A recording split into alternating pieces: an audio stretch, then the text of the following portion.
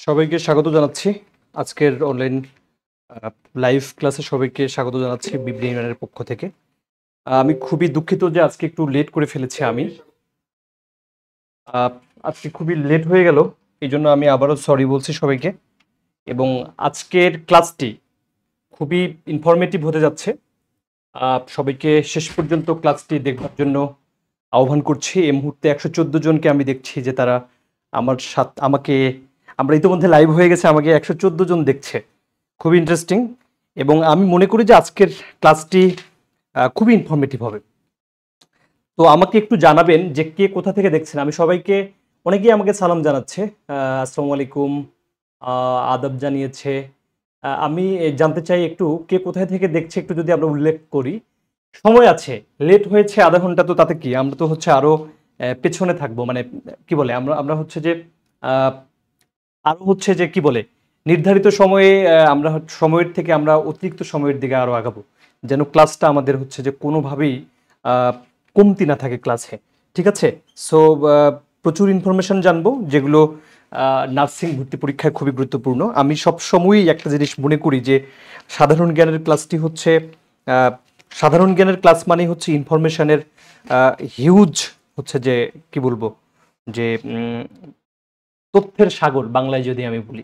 কিন্তু কি কোন মানে আমরা কি সবগুলো তথ্য জানবো না, যেগুলো পরীক্ষায় সব সময়ই আসে সেই তথ্যগুলো আমরা বেশি বেশি করে জানবো, এবং সেটি যেন নার্সিং ভর্তি পরীক্ষায় খুবই কাজে দেয়, কাজে আসে, সেটাকে আমরা লক্ষ্য করেই পড়বো। এবং আমার কাছে মনে হয় যে আমি এর আগে যত ক্লাস আমি এখানে নিয়েছি সেগুলো একটা ক্লাস থেকেই দেখা গেছে ফ্রি ক্লাসগুলো 3-4টা প্রশ্ন হচ্ছে যে আমাদের পরীক্ষায় কিন্তু চলে আসে। তো এরকম বিষয়গুলো হয়েছে। সিলেট থেকে দেখছে হচ্ছে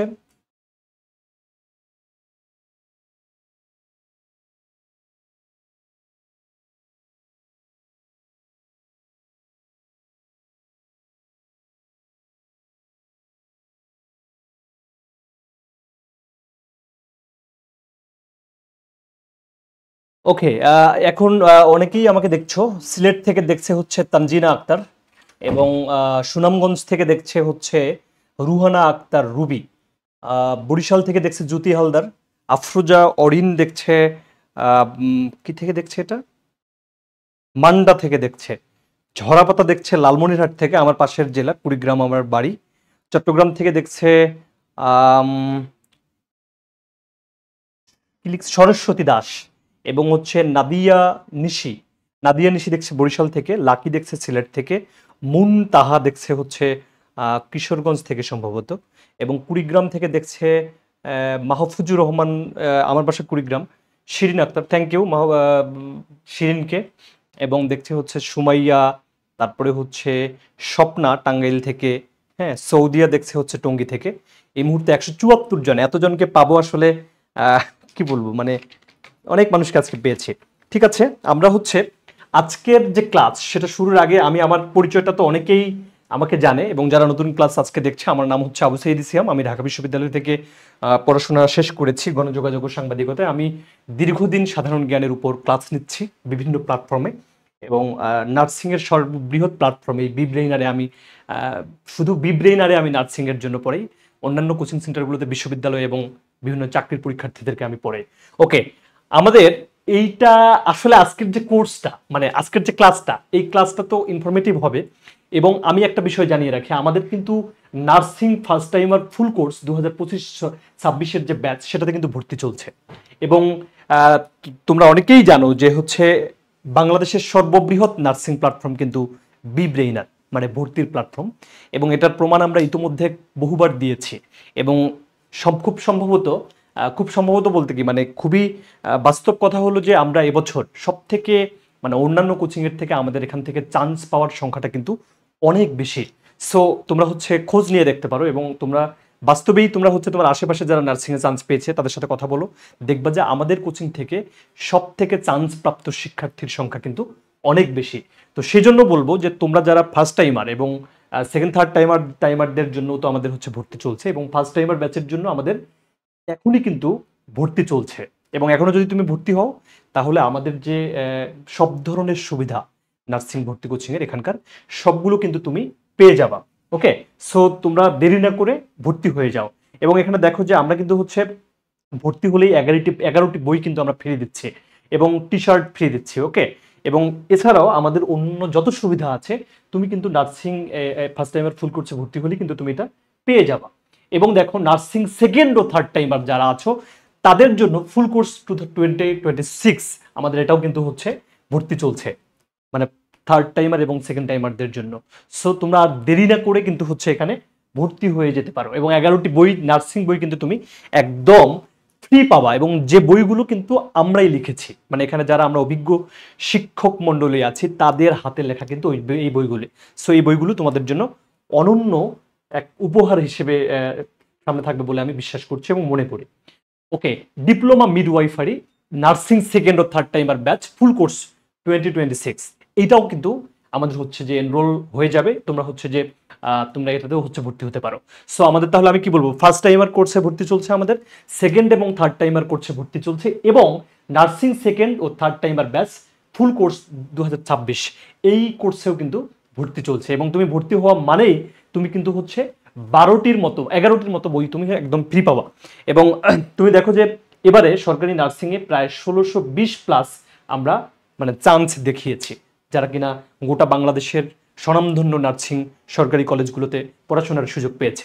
সো আমি বলবো যে এখানে ভর্তি হলে তোমার তুমি জিতে যাবা, সত্য কথা হলো তুমি জিতে যাবা। এবং এই যে বললাম, ট্রুলি বললাম, এটা তুমি ঠকবা না। অন্য কোথাও যদি হও ভর্তি আমি জানি না কি হবে, এখানে তুমি ভর্তি হলে তুমি জিতে যাবা। ওকে ফাইন, আচ্ছা ওকে, তারপরে হচ্ছে আমি আজকের ক্লাসে চলে যাব। বেসিক্যালি তুমি এখানে দেখো আমরা নার্সিং সাধারণ জ্ঞান ডিপ্লোমা এবং বিএসসি এর বিগত 8 বছরের প্রশ্নের যদি পরিসংখ্যান দেখি, তাহলে আমরা আজকে যে বিষয়টি পড়াবো সেটি হচ্ছে বাংলাদেশের ভৌগোলিক বিবরণ। তুমি দেখো 2024-25 সেশনে এখানে কিন্তু হচ্ছে এই বিএসসিতে আসছে 2টা সাধারণ জ্ঞান, ডিপ্লোমাতে আসছে 2টা, এবং 23-24 সেশনের কথা যদি বলি, বিএসসিতে আসছে এই টপিক থেকে 3টা সাধারণ জ্ঞান এবং ডিপ্লোমাতে আসছে 6টা সাধারণ জ্ঞান। তার মানে এই টপিকটার গুরুত্ব তুমি দেখো। এবং লাস্টলি যদি আমি হচ্ছে তোমাকে দেখাই, সেটা হচ্ছে 24-25 দুইটা করে আসছে, 2টা কিন্তু কম নয়, মানে 2টা সাধারণ জ্ঞান পেরে যাওয়া মানে তোমার কিন্তু চান্স পাওয়ার সম্ভাবনাটা অনেক দূর বেড়ে যায়। ঠিক একইভাবে যদি আমরা এটাকে বিশ্লেষণ করি, 23-24-এ ডিপ্লোমাতে আসছে 6টা, বিএসসিতে আসছে 3টা, 22-23-এ যদি দেখি বিএসসিতে আসছে 4টা, ডিপ্লোমাতে আসছে 5টা, 21-22-এ যদি যাই তাহলে বিএসসিতেই আসছে 5টা। ওকে, তাহলে এই সংখ্যাটা কিন্তু মানে সব থেকে সাধারণ জ্ঞানের যে জায়গাটা থেকে বেশি কোশ্চেন হয় ফ্রিকুয়েন্টলি, সেটি হলো বাংলাদেশের ভৌগোলিক অবস্থান ও ভূপ্রকৃতি। তো এটি আজকে আমরা হচ্ছে আমাদের পড়ানোর হচ্ছে যে বিষয়, যে বাংলাদেশের ভৌগোলিক বিবরণ। তো এইটি আসলে আমি আজকে খুব মানে ইজি করে পড়বার চেষ্টা করব। ওকে, থ্যাংক ইউ। আমার মনে হয় যে তোমরা সবাই বিষয়টা সম্বন্ধে মোটামুটি একটা ধারণা তোমাদের হয়ে গেছে। এই মুহূর্তে হচ্ছে 204 persons are watching me and my class. Okay fine, সবাইকে আরেকবার স্বাগত জানাচ্ছি বিব্রেইনারের পক্ষ থেকে। আমরা তাহলে ক্লাসে চলে যাই। ওকে, প্রথমে আমি একটা জিনিস একটু আঁকাই, সেটা হচ্ছে যে মানচিত্রটা। আমি কিন্তু ক্লাস খুব ইনফরমেটিভ করব এবং যে জিনিসগুলো আমি পড়াবো সেগুলো থেকেই পরীক্ষায় ইনশাল্লাহ কমন থাকবে। এবং আমি একটা জিনিস বলি, বিগত বছরের যে প্রশ্নপত্র ছিল সেখানে কিন্তু আমি পুরো ফুল কোর্সে আমাদের যে পুরো কোর্সগুলোতে যেগুলো হচ্ছে পাবলিক ছিল না, প্রাইভেট ক্লাস ছিল, সেগুলোতে কিন্তু হচ্ছে আমি পুরো মানে সাধারণ জ্ঞান লিখে পড়াতাম এবং ওখান থেকেই কিন্তু সব প্রশ্ন কমন এসেছে। যদি বিশ্বাস না হয় তাহলে হচ্ছে আমাদের কি বলে বিগত স্টুডেন্ট যারা এখান থেকে পড়ে চান্স পেয়েছে তাদের সাথে কথা বলো, তোমরা দেখবা যে হচ্ছে তারা কি কি সুবিধা পেয়েছে। ওকে ফাইন, সেকেন্ড টাইমার যারা আছে তারা তো আমাকে জানে। ওকে, প্রথমে আমি একটা মানচিত্রের মাধ্যমে হচ্ছে তোমাদেরকে হচ্ছে কি একটা জিনিস বোঝাতে চাই। সেটা দেখো যে এটা হচ্ছে বাংলাদেশের মানচিত্র। আমি একটু আঁকাতে কাঁচা, বাট তারপরেও বুঝো। ওকে, এটা বাংলাদেশের মানচিত্র। মানচিত্রের সব থেকে উপরের যে পার্ট সেটিকে বলা হয় উত্তর। এটা কিন্তু হচ্ছে উত্তর, হ্যাঁ। এবং এই বামে, হাতের বামে আমরা বলবো যে হচ্ছে পশ্চিম, হাতের বামে বলবো পশ্চিম, এবং হাতের ডানে হচ্ছে আমরা বলবো পূর্ব, এবং একদম নিচে আমরা বলবো দক্ষিণ। তাহলে এই যদি হয় তাহলে তোমরা হচ্ছে জানো যে এটা বাংলাদেশ, এটা উত্তর, এটা পশ্চিম, এটা পূর্ব, এটা দক্ষিণ।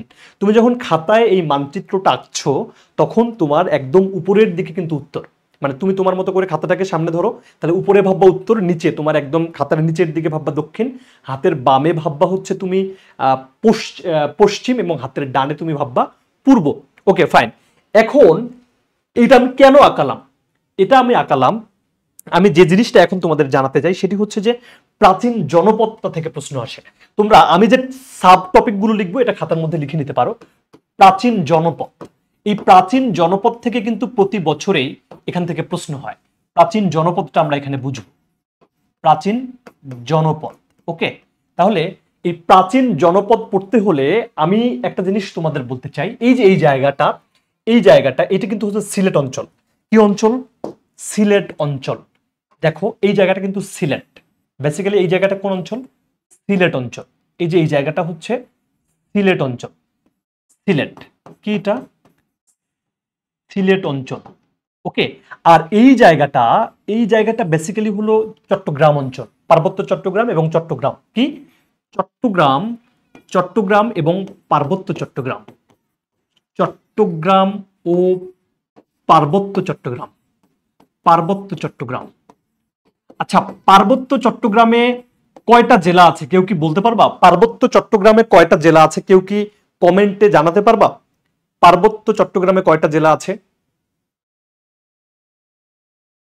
একটু কমেন্টে ভাইয়া জানাও তো সবাই। পার্বত্য চট্টগ্রামে কয়টা জেলা আছে একটু কমেন্টে জানাও তো। পার্বত্য চট্টগ্রামে কতটা জেলা আছে?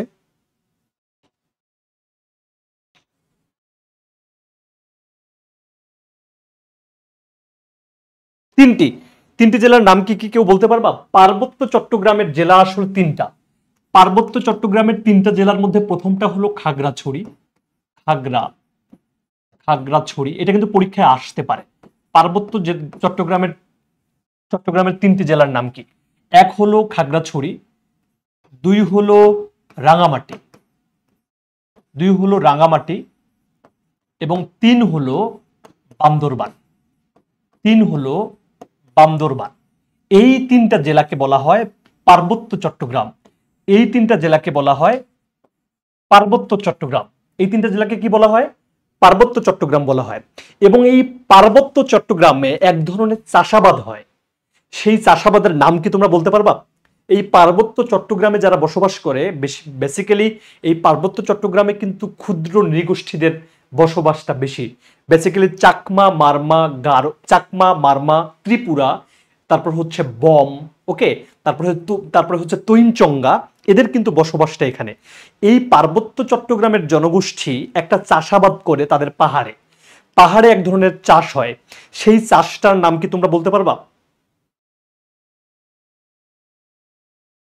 রাইট, সাদিয়া হচ্ছে বলেছে ভাইয়া Rangamati, Khagrachhari, Rangamati, Bandarban. Right, thank you. এই তিনটা জেলাকে বলা হয় পার্বত্য গ্রাম। এবং সোহানা আহমেদ বলেছে জুম চাষ। রাইট, এটা কিন্তু খুবই ইম্পর্টেন্ট। এইখানে যে চাষাবাদ হয়, তাহলে কি চাষাবাদ হয় এই পার্বত্য চট্টগ্রামে? এই পার্বত্য চট্টগ্রামে বলা হয় জুম চাষ। এখানে হয় হচ্ছে জুম চাষ হয় পার্বত্য চট্টগ্রামে। কোথায় হয়? এই পার্বত্য চট্টগ্রামে যেটা হয় এক ধরনের চাষ, সেটা হলো জুম চাষ। জুম চাষটা বেসিক্যালি কি? জুম চাষটা হচ্ছে পাহাড়ের গাছগাছালি কেটে এবং আগুন দিয়ে পুড়িয়ে ওই জায়গাটাকে মানে কি বলে, মানে এক ধরনের চাষ, যেমন হচ্ছে সেখানে সবজি চাষ হতে পারে, সেখানে কলার চাষ হতে পারে, সেখানে বিভিন্ন ধরনের কি বলে মৌসুমী ফসলের চাষ হতে পারে। বেসিক্যালি যেই চাষটাই হোক না কেন, গাছ কেটে আগুনে পোড়ানোর মাধ্যমে ওই জায়গাটাকে উর্বর করে নিয়ে যে চাষাবাদ পদ্ধতিটা হয় সেটি বেসিক্যালি জুম চাষ বলে। এটি হয় পার্বত্য চট্টগ্রামের খাগড়াছড়ি, রাঙামাটি এবং বান্দরবানে। এই চাষটা বেসিক্যালি করে পাহাড়িরা। পাহাড়ি কারা? বেসিক্যালি পাহাড়ি হচ্ছে চাকমা, মারমা, তারপরে হচ্ছে ত্রিপুরা, তৈনচঙ্গা, বম, এই জাতিগোষ্ঠীরা এখানে বসবাস করে, ক্ষুদ্র নৃগোষ্ঠীর মানুষজন, তারা এই জুম চাষ করে। কি করে তারা? জুম চাষ করে। তাহলে প্রশ্ন আসবে এরকম, জুম চাষ কোন জেলায় হয় না? তাহলে প্রশ্নের অপশন থাকবে খাগড়াছড়ি, রাঙামাটি, বান্দরবান, ঘ নম্বরে থাকবে কুমিল্লা। তাহলে কুমিল্লায় কিন্তু জুম চাষ হয় না। পার্বত্য চট্টগ্রামের বাইরে কোথাও জুম চাষ হয় না, জুম চাষ হয় এখানে। এবং এই জুম চাষ করে ক্ষুদ্র নৃগোষ্ঠীর মানুষ। আরেকটি প্রশ্ন আমি যেটা বেসিক্যালি এইটাতে কেন আমি গেলাম, আমি এই মানচিত্র বোঝাতে গিয়ে এই বৃহত্তর চট্টগ্রামের কথা বলতে গিয়ে কিন্তু আমি চট্টগ্রাম ও পার্বত্য চট্টগ্রাম বোঝালাম এবং পার্বত্য চট্টগ্রামের 3টা জেলা সেটা লিখলাম। এই পার্বত্য চট্টগ্রামের 3টা জেলায় জুম চাষ হয় সেটিও আমি বললাম। এটা একটু সাইড ভাবে সাইড কি বলে আমি সাইড নোট দিতে গিয়ে হচ্ছে বিষয়গুলো বুঝালাম। Okay fine. আমি বলেছি এই সিলেট এবং চট্টগ্রাম আমি কিন্তু পড়াচ্ছিলাম প্রাচীন জনপদ। বেসিক্যালি প্রাচীন আমলে একদম শুরুর দিকে তোমার সাল পরীক্ষা আসবে না, শুরুর দিকে এই বাংলাদেশে বিশেষ করে এটা তো পূর্ববঙ্গ ছিল, পূর্ববঙ্গ এবং বর্তমান যে ভারতের পশ্চিম বাংলা এই দুই বাংলা মিলে কিন্তু এটা ছিল কি বৃহত্তর বাংলা। এই বাংলায় কিন্তু তখন 15টার মতো জনপদ ছিল। কয়টা জনপদ ছিল? 15টার মতো জনপদ। এটা কিন্তু পরীক্ষায় আসবে না। পরীক্ষায় যা আসবে আজকে আমি তাই তোমাদেরকে পড়াবো। পরীক্ষায় আসবে ওই সময়ে যদি আমি এখনকার কথা বলি বর্তমান বাংলাদেশ, এই বাংলাদেশে কিন্তু 6 থেকে 7টা জনপদ ছিল। কয়টা? 6 থেকে 7টা। এটাও পরীক্ষায় আসবে না, কিন্তু জনপদগুলো কোন কোন জনপদ ছিল সেটা তোমাদের জানাটা খুবই ইম্পর্টেন্ট। তাহলে এই বর্তমান সিলেট এবং চট্টগ্রাম এই দুইটা জায়গা একটা জনপদের অন্তর্গত ছিল। সেই জনপদটার নাম কি কেউ বলতে পারবা? সেই জনপদটার নাম কি তোমরা বলতে পারবা? বৃহত্তর চট্টগ্রাম এবং হচ্ছে সিলেট একটা প্রাচীন জনপদের অন্তর্গত ছিল। সেই জনপদটার নাম তোমরা কেউ বলতে পারবা?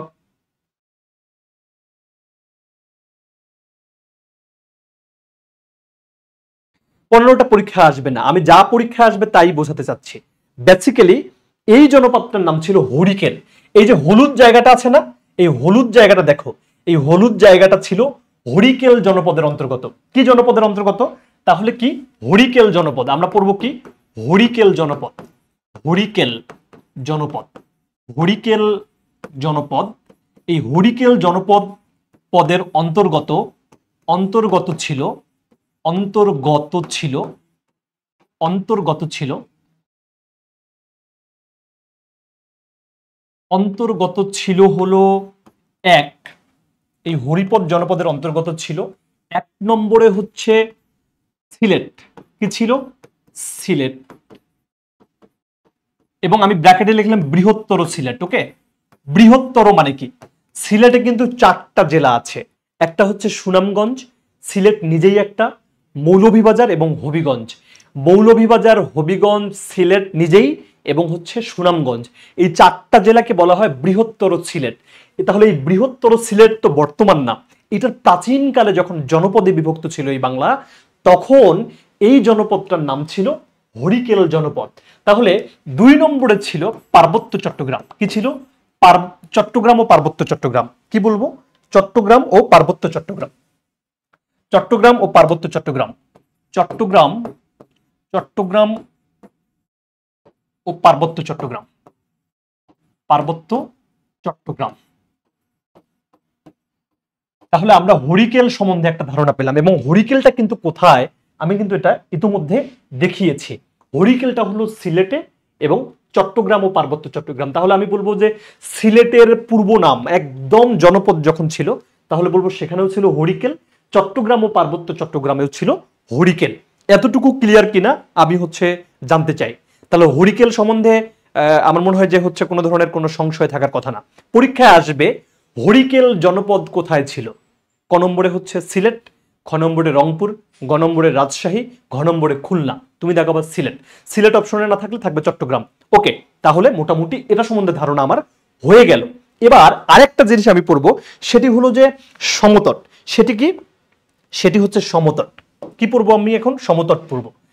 এই যে সমতট, সমতটটা বেসিক্যালি এই জায়গায়, এই জায়গায় সমতটটা বেসিক্যালি এই যে এই জায়গায় হচ্ছে সমতট। এখন সমতটটা দিয়ে কি বোঝানো হচ্ছে?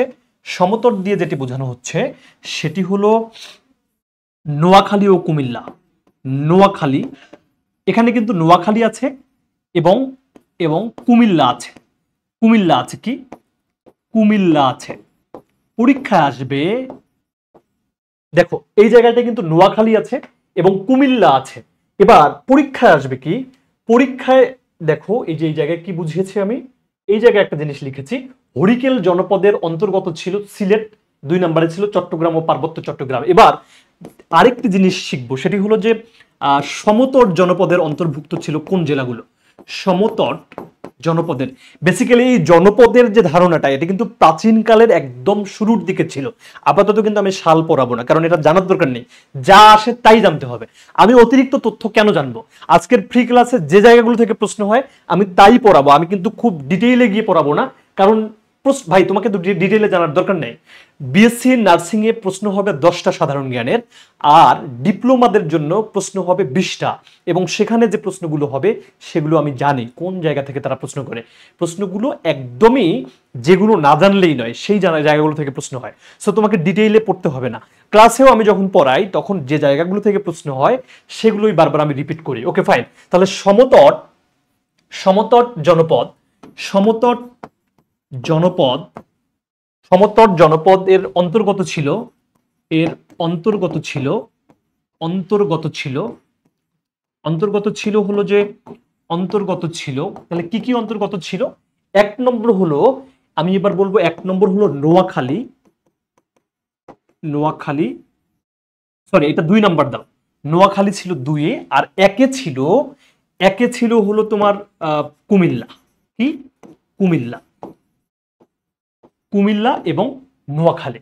এবং আরেকটা জিনিস তুমি মাথায় রাখো, একটা নোট নাও, সাইটে একটা নোট নাও। সেই নোটটা কি? সেই নোটটা হচ্ছে এই সমতটের রাজধানী ছিল বড়কামতা। নোট লিখো, নোট, শুধু এই নোটটা নিলেই হবে। এই সমতট জনপদের রাজধানী ছিল বড়কামতা। সমতট জনপদের, সমতট জনপদের, জনপদের রাজধানী ছিল, রাজধানী ছিল, রাজধানী ছিল বড়কামতা।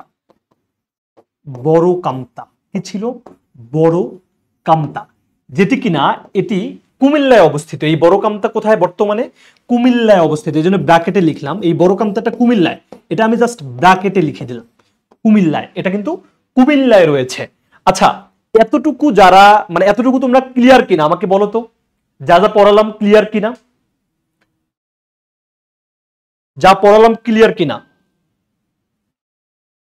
যদি বুঝে থাকো তাহলে বলো যে ক্লিয়ার ভাইয়া। হ্যাঁ, সুমাইয়া তাবাসসুম লিখছে ত্রিপুরায়। ভাই ত্রিপুরা আর আসবে না, ত্রিপুরা তো ইন্ডিয়ার একটা অংশ এখন। সো ত্রিপুরা আমার মাথায় রাখার দরকার নেই, আমি যা মাথায় রাখবো তা যেন পরীক্ষায় আসে। সো এই সমতট জনপদ যে কুমিল্লা, নোয়াখালী এবং ভারতের ত্রিপুরায়ও আছে, ত্রিপুরা আমার জানতে হবে না, কারণ ত্রিপুরার বিষয়টা এবার পরীক্ষায় আসবে না। আসলে বাংলাদেশে কোন কোন জনপদগুলো ছিল বর্তমানে এক্সিস্টিং বাংলাদেশে, তাই আমাকে জানতে হবে। আমার 16টা জনপদ জানার দরকার নেই, আমি হরিকেল জানবো, সমতট জানবো, তারপরে কি জানবো সেটা আমি বলছি। ক্লিয়ার হলে আমাকে একটু বেশি বেশি করে কমেন্টে জানাও তো ভাইয়া ক্লিয়ার, একটু বেশি বেশি করে বলো তো যে ক্লিয়ার। আমি তোমাদেরকে আজকে অনেক সুন্দর একটা ক্লাস দিব, কিন্তু আমি অনেক দারুণ একটা ক্লাস দিতে চাই এবং অনেক ইনফরমেশন দিতে চাই। অনেক ইনফরমেশন বলতে কি, যে ইনফরমেশন গুলো পরীক্ষা আসবে এখান থেকে দেখবা যে তোমরা 2-3টা প্রশ্ন কমন পেয়ে যেতে পারো। যদি ভাগ্য ভালো হয় 2-3টা প্রশ্নই কমন পেয়ে যেতে পারো, এবং প্রশ্ন আসবে। ওকে, আচ্ছা, আমার ক্লাস কি তোমরা বুঝতে পারছো? আমার ক্লাস তোমরা বুঝতে পারছো কিনা? আমার ক্লাস তোমরা বুঝতে পারছো কিনা? কোনটা বাজতেছে? আমার ক্লাস তোমরা বুঝতে পারছো কিনা একটু বলো। হ্যাঁ, বড় কামতা না, বড় কামতা, সুপ্রিয়া দাস। আচ্ছা, যদি ক্লাসটি বুঝতে পারো তাহলে ভাইয়ার প্রতি সদয় হয়ে তোমরা এই ক্লাসটি একটু নিজের ওয়ালে, ফেসবুকে ছড়িয়ে দিতে পারো কিনা? এটা কি দেয়া যায়? মানে ফেসবুকে শেয়ার করা যায় কিনা? কারণ তোমরা যদি সবাই ফেসবুকে শেয়ার করো তাহলে ক্লাসটা কিন্তু অনেক মানুষ দেখবে। এতে করে যেটা হবে সেটি হচ্ছে তুমিও উপকৃত হবা, এবং আমি নিজের টিচার হিসেবে অনুপ্রেরণা বোধ করবো যে না, আমার ক্লাসটা আমার স্টুডেন্টরা শেয়ার করছে, অনেকে দেখছে। সো আমি দারুণ করে আরো তাদেরকে কিছু ইনফরমেশন সাজিয়ে দেই যেগুলো পরীক্ষায় ফ্রিকুয়েন্টলি আসবে। Okay fine. তাহলে আমরা 2টা বিষয় সম্বন্ধে জানলাম। একটা হচ্ছে, আমরা আবার মানচিত্রে চলে যাই, একটা হলো চট্টগ্রাম। আমরা এটা হচ্ছে, এই দুটো হচ্ছে হরিকেল জনপদের অন্তর্গত। হলুদটা যেহেতু রং হলুদ, হলুদের রঙে হচ্ছে হরিকেলটা মনে রাখো। আর এটা কি? সমতট সম্বন্ধে আমরা পড়লাম। এবার আমি এই জায়গায় একটা জনপদ আছে সেটি সম্বন্ধে দেখাই তোমাদের। এই যে এই জায়গায়, এই জনপদটা, এই জায়গাটায় বেসিক্যালি হচ্ছে রাজশাহী অঞ্চল। এই জায়গাটায় বেসিক্যালি কোন অঞ্চল? রাজশাহী ও দিনাজপুর। এই যে এই জায়গাটা থেকে রাজশাহী ও দিনাজপুর।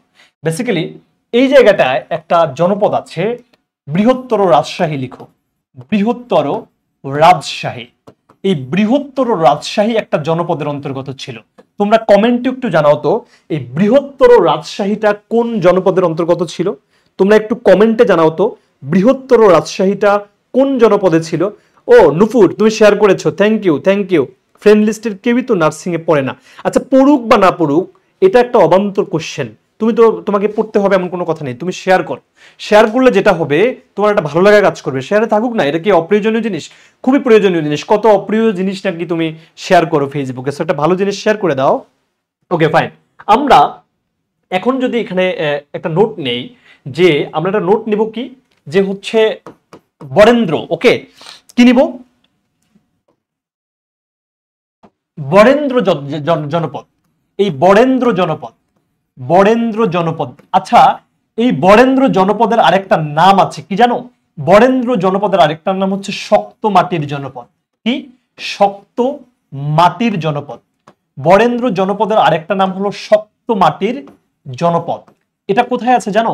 এই শক্ত মাটির জনপদ বা বরেন্দ্র জনপদ হলো জনপদের অন্তর্গত, জনপদের অন্তর্গত হলো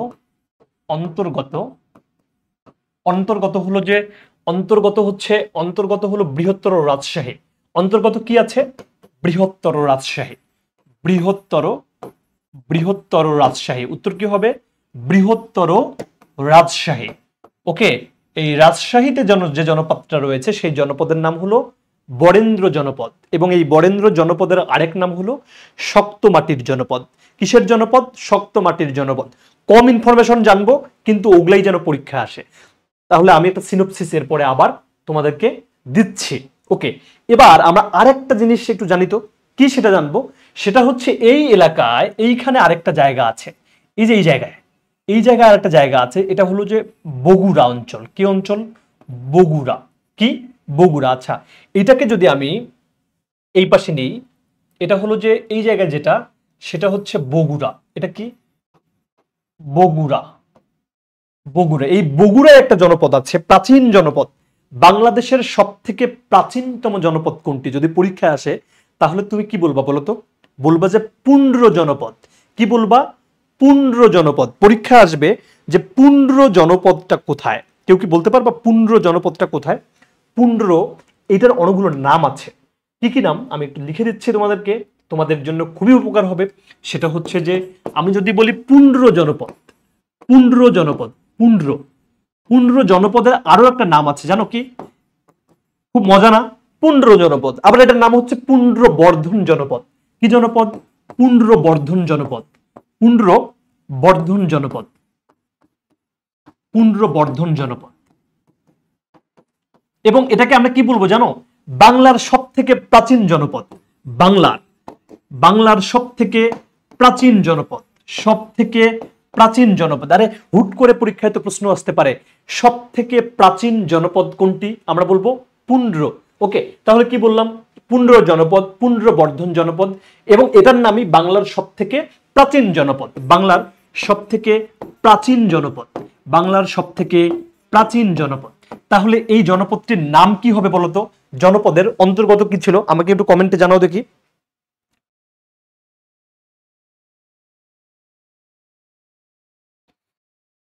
পুন্ড্র জনপদ। ওকে একটু জানাবা পুন্ড্র জনপদ। পুন্ড না কাঠগোলা, পুন্ড্র জনপদ। এই জনপদের অন্তর্গত, এর অন্তর্গত হলো, এর অন্তর্গত কি? এর অন্তর্গত হচ্ছে বগুড়া। কি? বগুড়া। ওকে বগুড়া ও উত্তরের কিছু অঞ্চল। বগুড়া ও উত্তরাঞ্চল বলতে পারো। উত্তরাঞ্চল বেসিক্যালি উত্তরাঞ্চল পরীক্ষা আসে না, শুধু বগুড়া জানলেই হবে। ওকে এই পুনর্বর্ধনের একটা নোট নাও তো ভাইয়া, এটা নোট নাও। এর রাজধানীর নাম কি? নোট নাও, পাশে নাও নোট। সবগুলোর রাজধানী জানতে হবে না, আমরা শুধু সমতটের রাজধানীর নাম জেনেছি। সমতটের রাজধানী হলো বড়কামতা, এটা জেনেছি আমরা, কিন্তু হরিকেলের রাজধানী জানি না। হরিকেলের রাজধানী জানতে হবে না। হরিকেল শুধু সিলেটে আর চট্টগ্রামে, এতটুকু জানলেই হবে। সমতট নোয়াখালী কুমিল্লায় এতটুকু জানলে হবে। এবং সাথে একটা নোট নেব, সমতটের রাজধানী হলো কি? বড়কামতা। এবং আমরা এর আগে বরেন্দ্র জনপদ জেনেছি, বরেন্দ্র জনপদ হচ্ছে রাজশাহীতে, জানলেই হবে। এর আর একটা নোট লাগবে, সেটি হচ্ছে যে এটি হচ্ছে শক্ত মাটির জনপদ, আর কিছুই লাগবে না এখান থেকে। আর পুন্ড্র জনপদের আরেক নাম হচ্ছে পুন্ড্রবর্ধন জনপদ, এবং এই জনপদের মানে সব থেকে বড় বৈশিষ্ট্য হলো বাংলার সব থেকে প্রাচীন জনপদ, পুরনো জনপদ। এটাও পরীক্ষায় চলে আসে, বিসিএস এইরকম প্রশ্ন বহুবার এসেছে, তোমাদেরও আসবে এবং তোমাদেরও ইতোমধ্যে এসেছে। এটা বগুড়া এবং উত্তরাঞ্চলে অবস্থিত। এই উত্তরাঞ্চল কথাটা গুরুত্বপূর্ণ না, বগুড়া কথাটা গুরুত্বপূর্ণ। নোট কি রাখবা, এর রাজধানী মানে কি, এই পুন্ড্রবর্ধন বা পুন্ড্র জনপদের রাজধানী, এর রাজধানী হচ্ছে রাজধানী পুন্ড্রনগর। কি নগর? রাজধানী হলো পুন্ড্রনগর। এর রাজধানী হলো পুন্ড্রনগর। কি নগর? পুন্ড্র। যেহেতু পুন্ড্র নাম, তাহলে নগর মানে তো শহর, লিখো যে পুন্ড্রনগর। কি নগর? পুন্ড্রনগর। পুন্ড্রনগর। আরেকটা জিনিস নাও, সরি আমার লেখাটা এখানে একটু ভালো করে লিখে দিই। এর রাজধানী পুন্ড্রনগর। কি? পুন্ড্রনগর, অথবা এর নাম হলো মহাস্থানগড়। মহস্থানগর। মহস্থানগর। ওকে, মহাস্থানগড় অনেকে বলে, বাট এটা কিন্তু মহাস্থানগর। নগর অনেকে এটাকে পড়ে ফেলে মহাস্থানগড়, কিন্তু এটা হচ্ছে মহাস্থানগর। ওকে, তাহলে এটা কিন্তু বগুড়ায়। এইটা খুবই গুরুত্বপূর্ণ। আমরা কিন্তু ইতিমধ্যে খুব গুরুত্বপূর্ণ তথ্য পড়েছি, এগুলো পরীক্ষার জন্য খুবই গুরুত্বপূর্ণ। আচ্ছা, এতক্ষণ আমি যা যা পড়ালাম তোমরা কি বুঝতে পেরেছো? একটু কমেন্টে জানাও তো ভাইয়া, একটু কমেন্টে জানাও তো যে ভাইয়া আমি যা পড়াচ্ছি তোমরা বুঝতে পারছো? একটু কমেন্টে জানাও আমি যা পড়ালাম তোমরা বুঝতে পারছো কিনা। পুন্ড্রনগর অথবা মহাস্থানগর, ঠিক আছে? পুন্ড্রনগরের নামই হলো মহাস্থানগর। একটু কমেন্টে জানাও না যে তোমরা বুঝতে পারছো কিনা।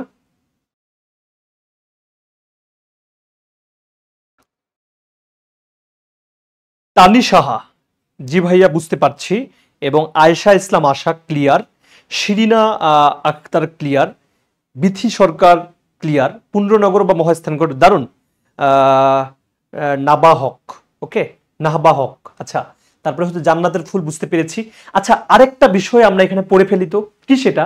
যদি বলা হয় মহেস্থানগড়ের পাশ দিয়ে কোন নদী প্রবাহিত হয়েছে, তোমরা কি বলতে পারবা? এইটা কিন্তু খুব বেশি পরীক্ষায় আসে। মহেস্থানগড়ের পাশ দিয়ে বা পুন্ড্রনগরের পাশ দিয়ে কোন নদী প্রবাহিত হয়েছে? মহেস্থানগড়ের পাশ দিয়ে অথবা পুন্ড্রনগরের পাশ দিয়ে কোন নদী প্রবাহিত হয়েছে বলতে পারবা? আমরা বলবো, এখানে লেখো, এর পাশ দিয়ে, এই মহেস্থানগড় বা পুন্ড্রনগর এর পাশ দিয়ে প্রবাহিত নদী। কি? প্রবাহিত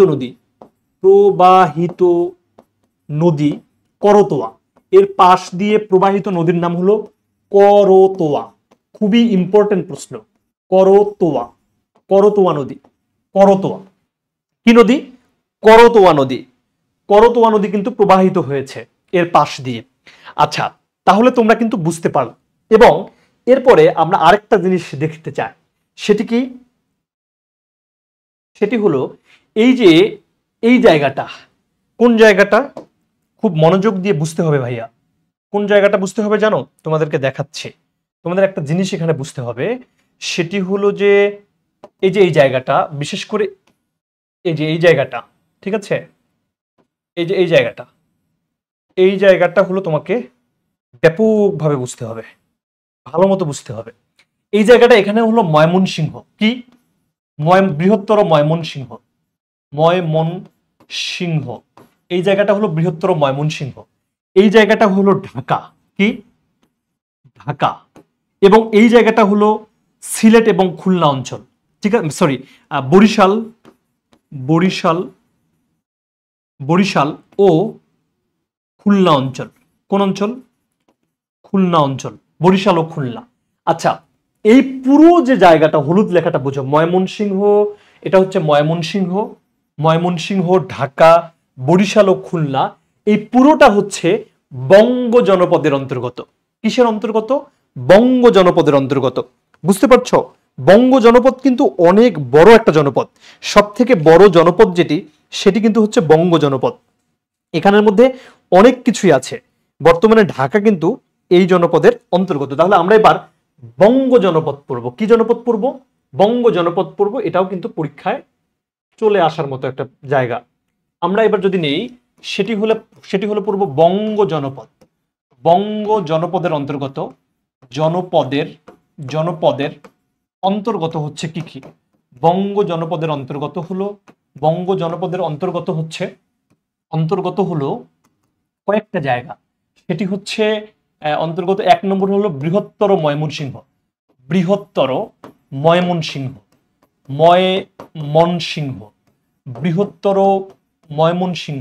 2 নম্বর যে জায়গাটা সেটি হলো বৃহত্তর ঢাকা। ঠিক আছে, বৃহত্তর ঢাকা। 3 নম্বর হলো যে বৃহত্তর বরিশালও তুমি বলতে পারো। বৃহত্তর হচ্ছে বরিশাল। ঠিক আছে, এইটাও দেখো, বৃহত্তর হচ্ছে বরিশাল। কারো কোনো প্রশ্ন আছে কিনা, বুঝতে পারছো কিনা এটা একটু বলো তো। আমি যা পড়াচ্ছি তা বুঝতে পারছো কিনা একটু আমাকে জানাও।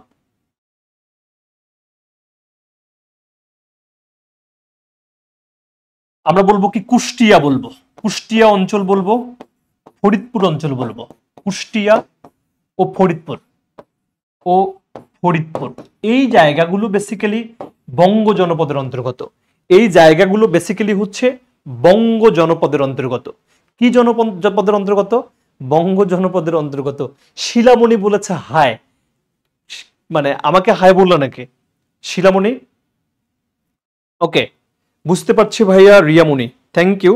কাঠগোলাপ, সবাই বুঝতে পারছো এবং সবাই ক্লাসটা করছো। আমি বলেছি বঙ্গ জনপদের অন্তর্গত হলো বৃহত্তর ময়মনসিংহ, বৃহত্তর ঢাকা, বৃহত্তর বরিশাল, কুষ্টিয়া ও ফরিদপুর অঞ্চল। পরীক্ষায় আসবে তাহলে এতগুলো অঞ্চল যে এই জনপদের অন্তর্গত, এই জনপদটা সব থেকে বড় জনপদ নয়? অবশ্যই বড় জনপদ। তাহলে আমরা বলবো সব থেকে বড় জনপদ এটি। সব থেকে বড় জনপদ হলো বড় জনপদের নাম সব থেকে বড় জনপদের নাম হলো কি? বঙ্গ জনপদ। কি জনপদ? বঙ্গ জনপদ। পরীক্ষায় আসবে বর্তমান ঢাকা কোন জনপদের অন্তর্গত ছিল? বর্তমান বৃহত্তর ময়মনসিংহ কোন জনপদের অন্তর্গত ছিল? বঙ্গ জনপদের অন্তর্গত ছিল। যদি বলে বৃহত্তর বরিশাল কোন জনপদের অন্তর্গত ছিল? তুমি বলবা বঙ্গ জনপদের অন্তর্গত ছিল। কুষ্টিয়া ও ফরিদপুর কোন জনপদের অন্তর্গত ছিল? বঙ্গ জনপদের অন্তর্গত ছিল। এবং পরীক্ষায় আরেকটি প্রশ্ন আসবে যে বাংলার বৃহত্তর জনপদ ছিল কোনটি? তাহলে আমি কিন্তু লিখেছি সব থেকে বড় জনপদের নাম বঙ্গ জনপদ, কিন্তু সবচেয়ে প্রাচীন জনপদের নাম কিন্তু আবার হলো কি বলতো? সব থেকে প্রাচীন জনপদের নাম কিন্তু পুন্ড্র এবং শক্ত মাটির জনপদ কিন্তু হচ্ছে বরেন্দ্র। আচ্ছা, আমরা মোটামুটি এই ধারণাটা কিন্তু পেলাম। বেসিক্যালি এই পুন্ড্র, বরেন্দ্র, বঙ্গ, হরিকেল, সমতট এই জনপদগুলো আসে। কিন্তু আরেকটা প্রশ্ন হয়তো আসতে পারে, চন্দ্রদ্বীপের কথা আসতে পারে। শুধু স্পেসিফিক্যালি যদি আবার মানে জনপদের ভেতরে আরেকটা জনপদ গড়ে উঠেছে। বেসিক্যালি বুঝো, মাদার জনপদ কিন্তু বরিশালের মাদার জনপদ কি, মানে একদম মানে মৌলিক জনপদ কি বলতো? সেটা হচ্ছে বঙ্গ। ওই যে বলে না যে মশারির ভেতরে মশারি টাঙানোর মতো একটা অবস্থা। একটা ওবায়দুল কাদেরের একটা ডায়ালগ ছিল, মশারির ভেতরে মশারি টাঙানো বন্ধ করতে হবে। হ্যাঁ, মানে অনেকগুলো তাদের রাজনৈতিক দলের মধ্যে বিভিন্ন কমিটির কথা বলতে গিয়ে তিনি মজা করে বলেছিলেন যে নেতার মানে কর্মীর থেকে নেতার সংখ্যাই বেশি। তো বিষয়টা এখানে এমন হয়েছে যে জনপদের ভেতরে জনপদ হয়েছে। মানে বৃহত্তর বরিশাল কিন্তু হলো তোমার বঙ্গ জনপদের অন্তর্গত, কিন্তু ওই বরিশালের ভেতরে আরেকটা জনপদ তৈরি করা হয়েছিল ওই সময়, সেটাকে বলা হয় চন্দ্রদ্বীপ বলা হয়। তাহলে এই চন্দ্রদ্বীপ জনপদটা কিন্তু হচ্ছে শুধু বরিশালেই ছিল। তাহলে আমরা আরেকটা জনপদ পড়বো, সেটা হলো স্পেসিফিক একটা জনপদের নাম পড়বো, সেটা হলো চন্দ্রদ্বীপ। হ্যাঁ, চন্দ্রদ্বীপ জনপদ। তাহলে তোমরা আরেকটা জিনিস লিখে নাও যে চন্দ্রদ্বীপ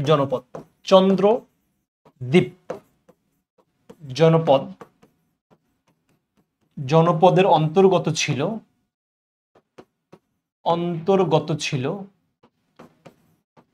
অন্তর্গত ছিল কিন্তু বরিশাল। কি ছিল? বরিশাল ছিল। বরিশাল ছিল।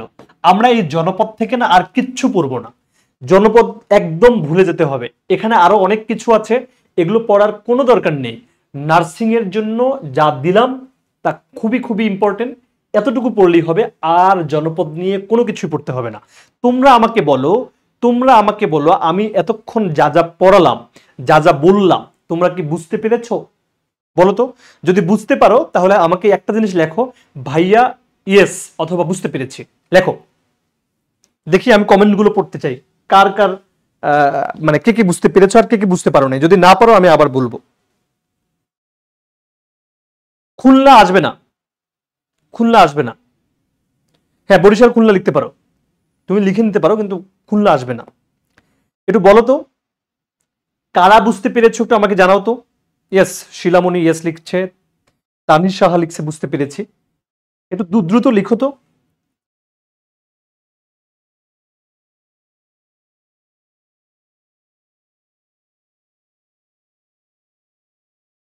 ওকে ফাইন, তাহলে অনেকেই বুঝতে পেরেছে।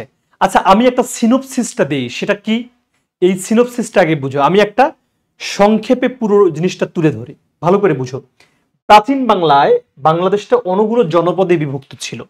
তো সেই জনপদগুলোর যদি প্রথমে বলি হরিকেল জনপদ কোথায় কোথায়, হরিকেল জনপদ হলো চট্টগ্রাম অঞ্চলে এবং সিলেট অঞ্চলে। আর যদি বলি সমতট জনপদ কোথায়, সমতট জনপদ হচ্ছে নোয়াখালী এবং কুমিল্লা অঞ্চলে। এই নোয়াখালী এবং কুমিল্লা অঞ্চলে যে সমতট জনপদ ছিল, এই সমতট জনপদের রাজধানী ছিল বড়কামতা।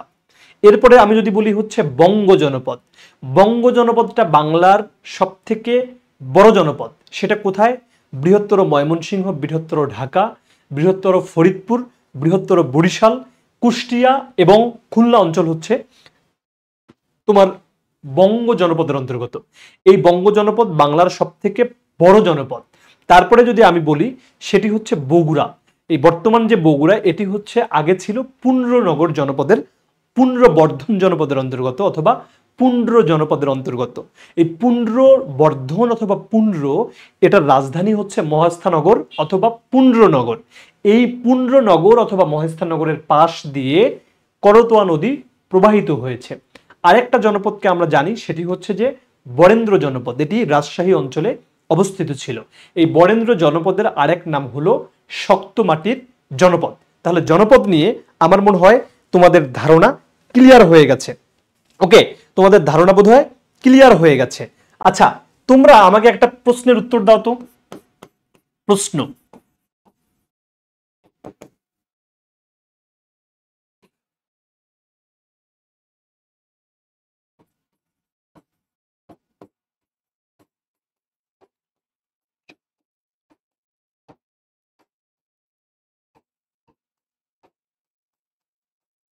করতোয়া নদীর সম্পর্ক আছে।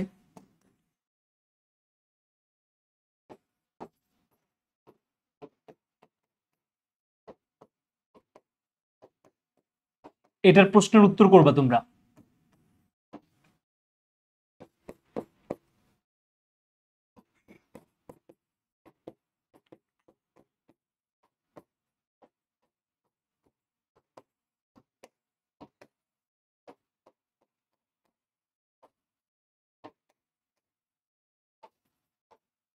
এই দুটো প্রশ্নের উত্তর লিখো তো, সবাই লিখো, এই দুটো প্রশ্নের উত্তর লিখো।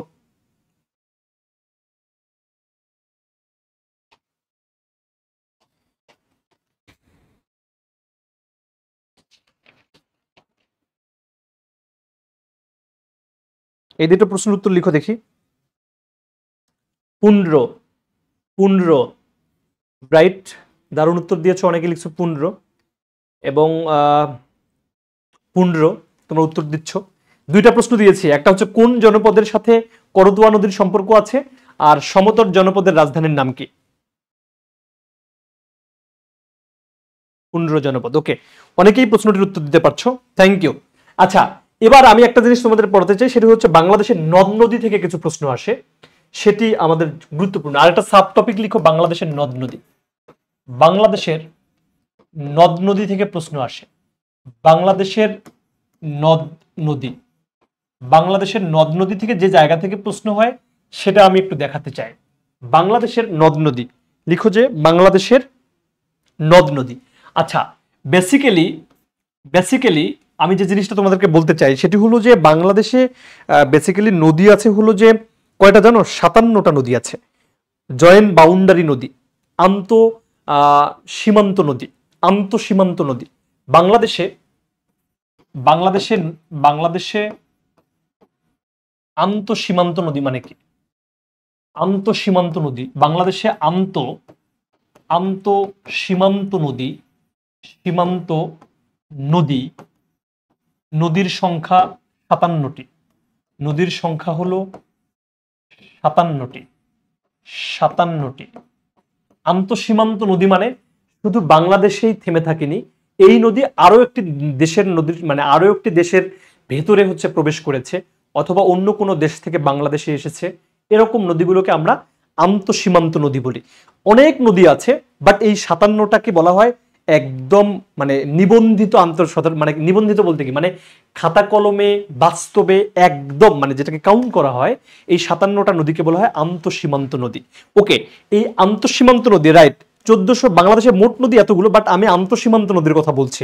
এটা বেসিক্যালি পরীক্ষায় আসবে না। সাদিয়া, ইয়াসমিন, বর্ষা, শোনো, এই 57টা নদীর মধ্যে 54টা নদী 54টি আর হলো বাকি 3টি 54, 55, 56, 57 আর হলো 3টি 54 আর 54টি আর 3টি 54টি আর হচ্ছে 3টি। এই 54টি নদী হলো যে ভারত থেকে এসেছে। এগুলো এসেছে কোথায় থেকে? ভারত থেকে আসছে। ভারত থেকে উৎপত্তি। এই 54টা নদীর উৎপত্তি হচ্ছে ভারতের সাথে। আচ্ছা, আমরা এইভাবে বলি, এটাকে হচ্ছে আমরা বলবো না যে ভারত থেকে আসে, আমরা বলবো যে 54টা নদীর সাথে বাংলাদেশ ও ভারতের মধ্যে 54টা নদীর সম্পর্ক আছে। বাংলাদেশ ও ভারতে বিরাজমান এই 54টা নদী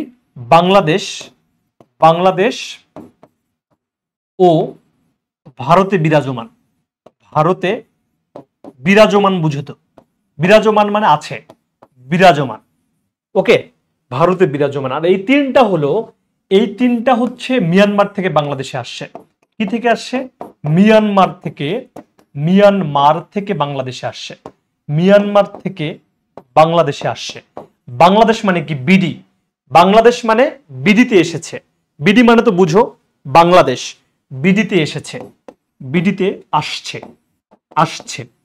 ওকে, তো এই 3টা নদীর নাম কেউ বলতে পারবা? এই 3টা কিন্তু মানে যদি প্রশ্ন আসে মিয়ানমার থেকে উৎপত্তি হয়ে বাংলাদেশে কোন 3টা নদী আসছে, তোমরা কি বলতে পারবা? মানে মিয়ানমার থেকে আসছে বলা যাবে না, মানে মিয়ানমার ও বাংলাদেশে বিরাজমান। বলো যে মিয়ানমার ও বাংলাদেশে বিরাজমান। মিয়ানমার ও বাংলাদেশে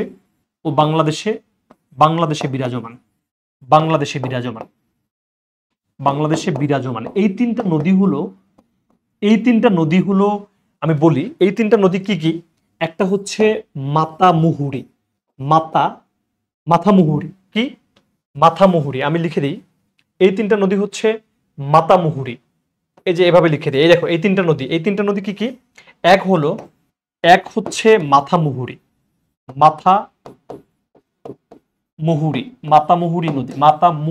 নদী। ওকে, 2 নম্বর হলো সাঙ্গু নদী। এবং 3 নম্বর হলো নাফ নদী। কি নদী? নাফ নদী।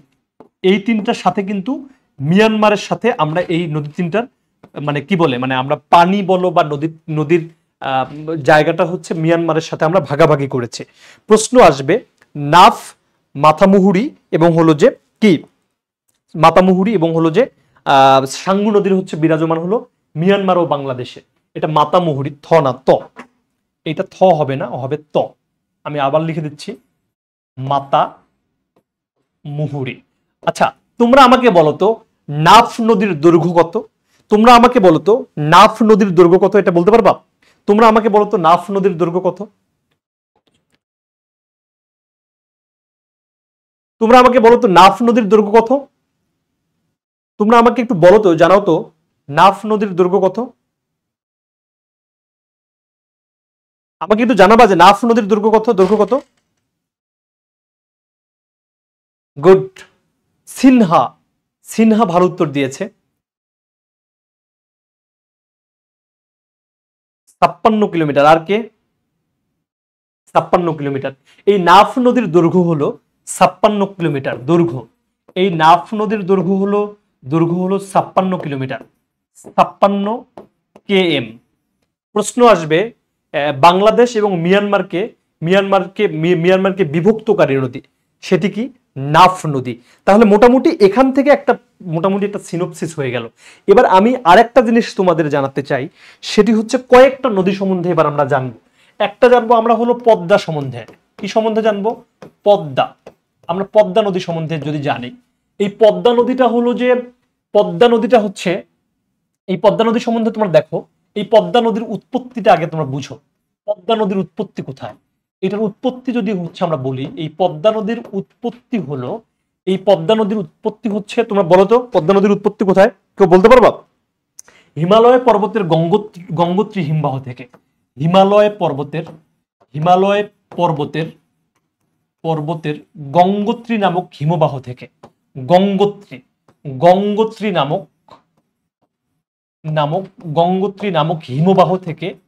হিমবাহ থেকে এটার কিন্তু উৎপত্তি। হিমবাহ কোথায় থেকে? এই উৎপত্তি হলো, পদ্মা নদীর উৎপত্তি হচ্ছে হিমালয় পর্বতের গঙ্গোত্রী নামক হিমবাহ থেকে। এই পদ্মা, এটার ভারতে এর নাম গঙ্গা। ভারতের নাম কি? গঙ্গা। ভারতের নাম হচ্ছে গঙ্গা, মানে পদ্মা নদীর ভারতে যে নাম সেটি হচ্ছে কিন্তু গঙ্গা, গঙ্গোত্রী হিমবাহ থেকে। রাইট। প্রশ্নের উত্তর দিয়েছে কে? সাদিয়া। ওকে, হিমালয়ের গঙ্গোত্রী হিমবাহটা ইম্পর্টেন্ট। আচ্ছা, এই পদ্মা নদী বাংলাদেশের সর্ববৃহত্তম নদী, মানে সব থেকে বেশি কি বলবো এটারে, সব থেকে মানে দৈর্ঘ্য কোন নদীর বেশি, মানে সব থেকে বেশি পথ অতিক্রম করেছে কোন নদী? সব থেকে বেশি পথ অতিক্রম করেছে কিন্তু এই পদ্মা নদী। ওকে, সর্ববৃহত্তম নদী আমরা বলবো, ঠিক আছে? সর্ববৃহত্তম না, এটা কি বলবো, সব থেকে হচ্ছে সব থেকে বেশি পথ অতিক্রম করেছে পদ্মা নদী। সব থেকে বেশি পথ অতিক্রম করেছে এই নদী, বেশি পথ অতিক্রম করেছে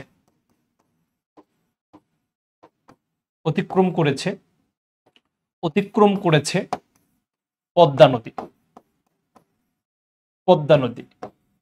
এই পদ্মা নদী বাংলাদেশে কোন জেলার ভেতর দিয়ে প্রবেশ করেছে যদি প্রশ্ন আসে? এই পদ্মা নদী বাংলাদেশের, এটি বিডির চাপাই নবাবগঞ্জ জেলার ভেতর দিয়ে, চাপাই নবাবগঞ্জ জেলার ভেতর দিয়ে প্রবেশ করেছে। চাপাই নবাবগঞ্জ জেলার ভিতর দিয়ে প্রবেশ করেছে।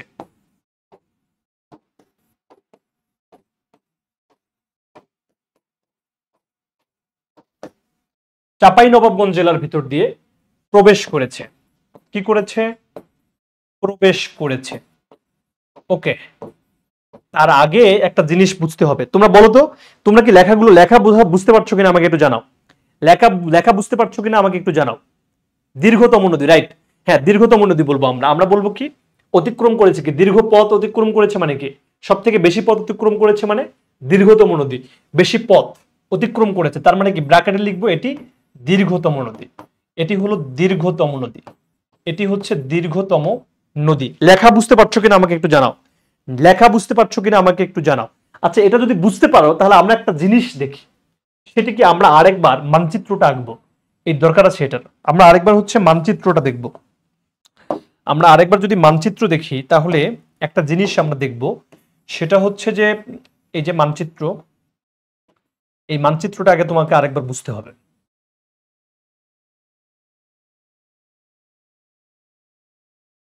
ওকে, ফাইন। তোমরা একটা জিনিস দেখো, এই জায়গাটা মানে নদী আর শাখা নদীর উৎপত্তিটা সব তোমরা আগে বুঝো। মানে শাখা নদী আর উপনদী কি? শাখা নদী আর উপনদী বুঝো। শাখা নদী আর উপনদী, শাখা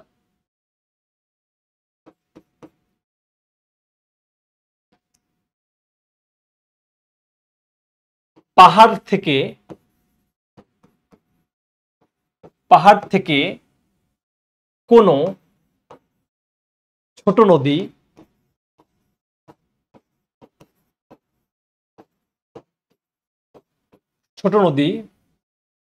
না, এটাকে এভাবে না, উৎপত্তিস্থল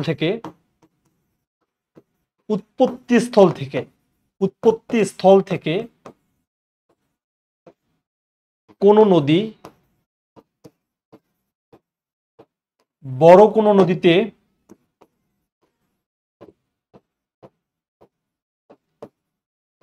মিশলে, শোনো, উৎপত্তিস্থল থেকে কোন নদী বড় কোন নদীতে মিশলে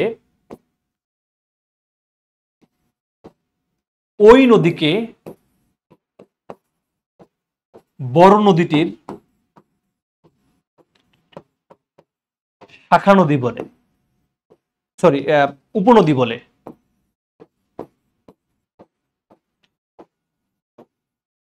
আরেকটা জিনিস লেখো, বড় কোনো নদী থেকে, এই উৎপত্তিস্থল বলতে কি এটাকে পাহাড় লিখো, এই উৎপত্তিস্থল বলতে পাহাড় থেকে লিখো, পাহাড় থেকে, বেসিক্যালি পাহাড় থেকে বা পর্বত থেকে কিন্তু নদীর উৎপত্তি হয়, বেসিক্যালি পাহাড় থেকে অথবা পর্বত থেকে কোনো নদীর উৎপত্তি হয়। আমি বলেছি কি উৎপত্তিস্থল থেকে বা পাহাড় থেকে কোনো নদী বড় কোনো নদীতে মিশলে ওই নদীকে বড় নদীটির উৎপত্তি স্থল মানে উপনদী বলে। আর বড় নদী থেকে ছোট কোনো নদীর জন্ম হলে, ছোট কোনো নদীর জন্ম হলে ছোট নদীটিকে বড় নদীটির শাখা নদী বলা হয়। জন্ম হলে ছোট নদীটিকে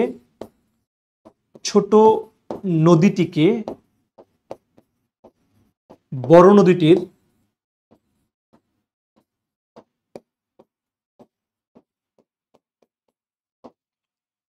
শাখা নদী বলে, শাখা নদী বলে। আচ্ছা, এটা আমি বুঝাবো আরো। তোমরা বলো তো এতটুকু লেখা ক্লিয়ার কিনা আমাকে একটু বলো, আমি এটা বুঝাবো। এইটা কিন্তু পরীক্ষায় আসবে না, কিন্তু ব্যাপারটা হচ্ছে এই জিনিসটা দরকার আছে। শাখা নদী হলো একটা বড় নদীর পেট থেকে যদি একটা ছোট নদী বের হয়ে যায়, ওই ছোট নদীটাকে বলবো ওই বড় নদীটার শাখা নদী। আর কোন পাহাড়ে যদি হচ্ছে একটা ছোট নদী উৎপত্তি হয়ে কোনো বড় একটা নদীর সাথে এসে মিশে যায়, পেটে মিশে যায়, তাহলে ওই বড় নদীটার উপনদী বলবো। ওই পাহাড় থেকে যে নদীটা বেয়ে এসে বড় কোনো নদীতে মিশেছে, তখন বলবো বড় ওই নদীটার উপনদী হচ্ছে যে নদীটার মানে কোনো পাহাড় থেকে এসে মিশে গেছে।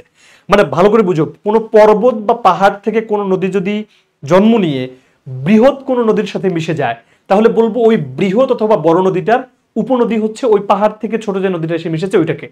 আর শাখা নদী বলবো কি কোনো বড় একটা নদীর পেট থেকে যদি আরেকটা ছোট নদী বের হয়ে যায়, সেটাকে বলবো আমরা শাখা নদী। ক্লিয়ার? যদি ক্লিয়ার হয়ে থাকে তাহলে আমাকে বলো যে ক্লিয়ার। যদি ক্লিয়ার হয়ে থাকো তাহলে আমাকে বলো ক্লিয়ার। এটা একটু লিখে নাও, এটা একটু লিখে নাও। যদি ক্লিয়ার হয়ে থাকো তাহলে আমাকে বলো ক্লিয়ার।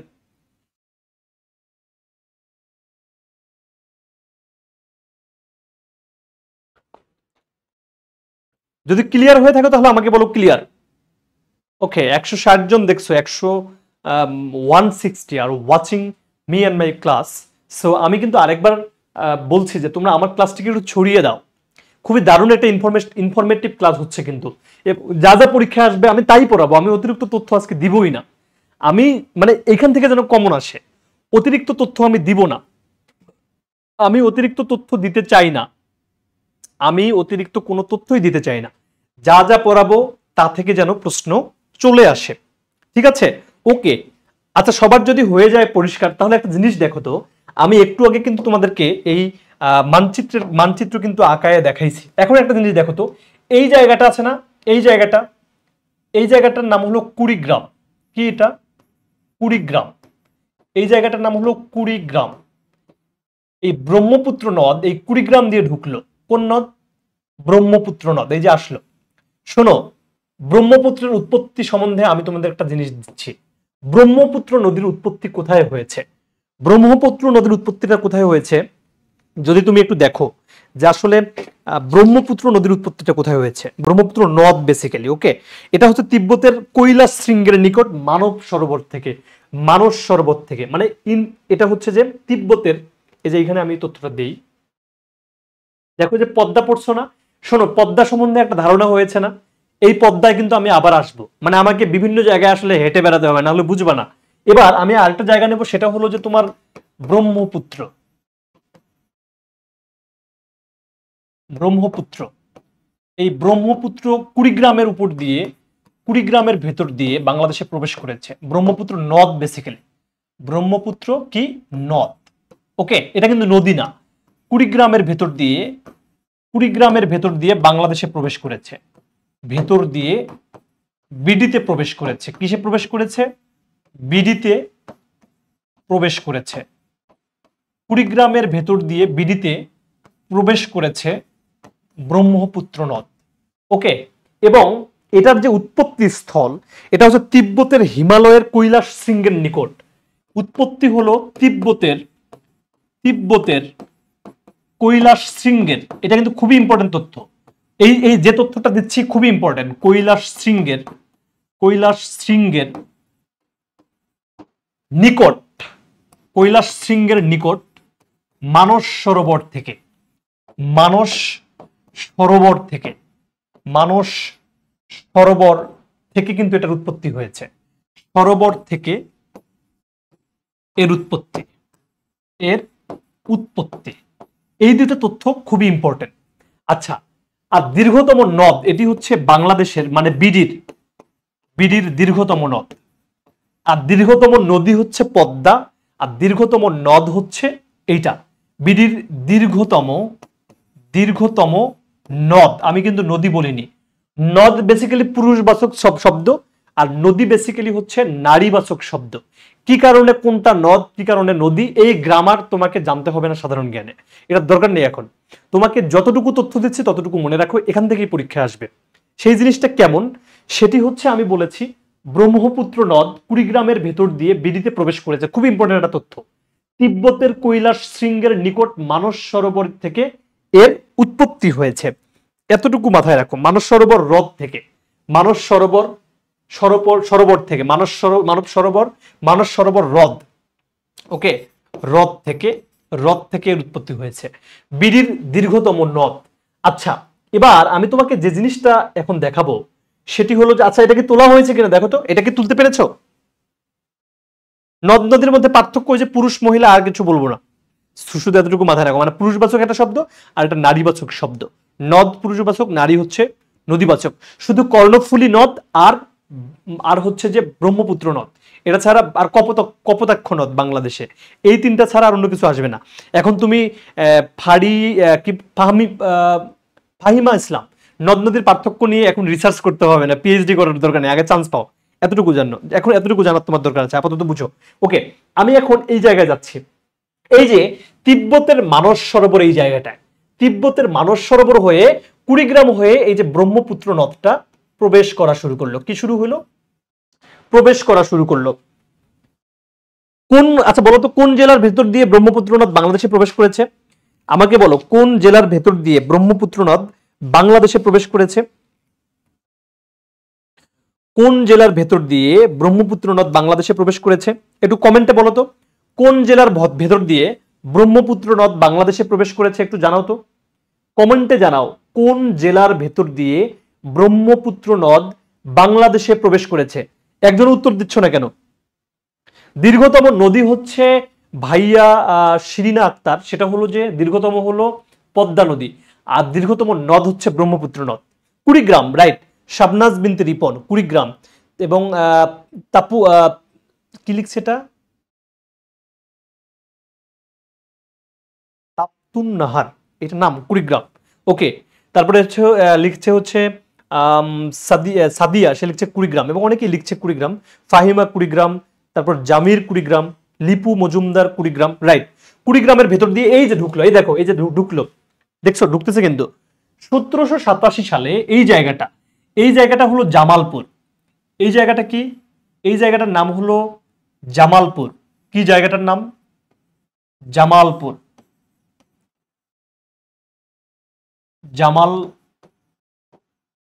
জামালপুর, এই জায়গাটার নাম কি বলতো? এই জায়গাটার নাম হলো জামালপুর। এই জায়গায় একটা ঘটনা ঘটে, এটাকে বলা হয় জামালপুর। এই জামালপুরে এখানে 1787 সালে একটা ভূমিকম্পের ফলে সালে একটি ভূমিকম্প হয়, সালে একটি ভূমিকম্প হয়, 1787 সালে একটি ভূমিকম্প হয়। কি হয়? ভূমিকম্প হয়। 1787 সালে একটা ভূমিকম্প হলে এইখানের এই যে নদীটা আছে না, হলুদ নদীটা, ব্রহ্মপুত্র নদীটা, মানে একটা শাখা এই যে এই সাইডে চলে যায়, এই যে এইভাবে চলে যায়, এই দেখো এই পাশে চলে যাচ্ছে একটা, আর এই নদী থেকে আরেকটা নদীর জন্ম হয়। কি সেটা? আবার এই যে এই সাইডে একটা আসে, দেখো এই যে এটা সোজা একটা আসে, সোজা একটা আছে, আবার এই সাইডে একটা চলে যায়। তাহলে এই দেখো 1787 সালে এখানে ভূমিকম্প হওয়ার কারণে, 1787 সালে একটি বড় ভূমিকম্প হয়। এই ভূমিকম্প হওয়ার কারণে, এই যে এই ভূমিকম্প হওয়ার কারণে এই যে ব্রহ্মপুত্র নদীটার দুইটা পথ হয়। কয়টা পথ হয়? দুইটা পথ হয়। একটা হচ্ছে পুরাতন, মানে এটাকে বলা হয় পুরাতন ব্রহ্মপুত্র। এই যে এই পাশে যেটা আসলো, এই যে এটার নাম হয়ে গেল কি? পুরনো ব্রহ্মপুত্র। আর নতুন করে যে নদীটার জন্ম হলো এটাকে বলা হয় যমুনা নদী। কি বলা হয়? যমুনা নদী। তাহলে ভালো করে খেয়াল করো, এই নদীটার নাম হয় কি? যমুনা। এই নদীটার নাম হয় কি?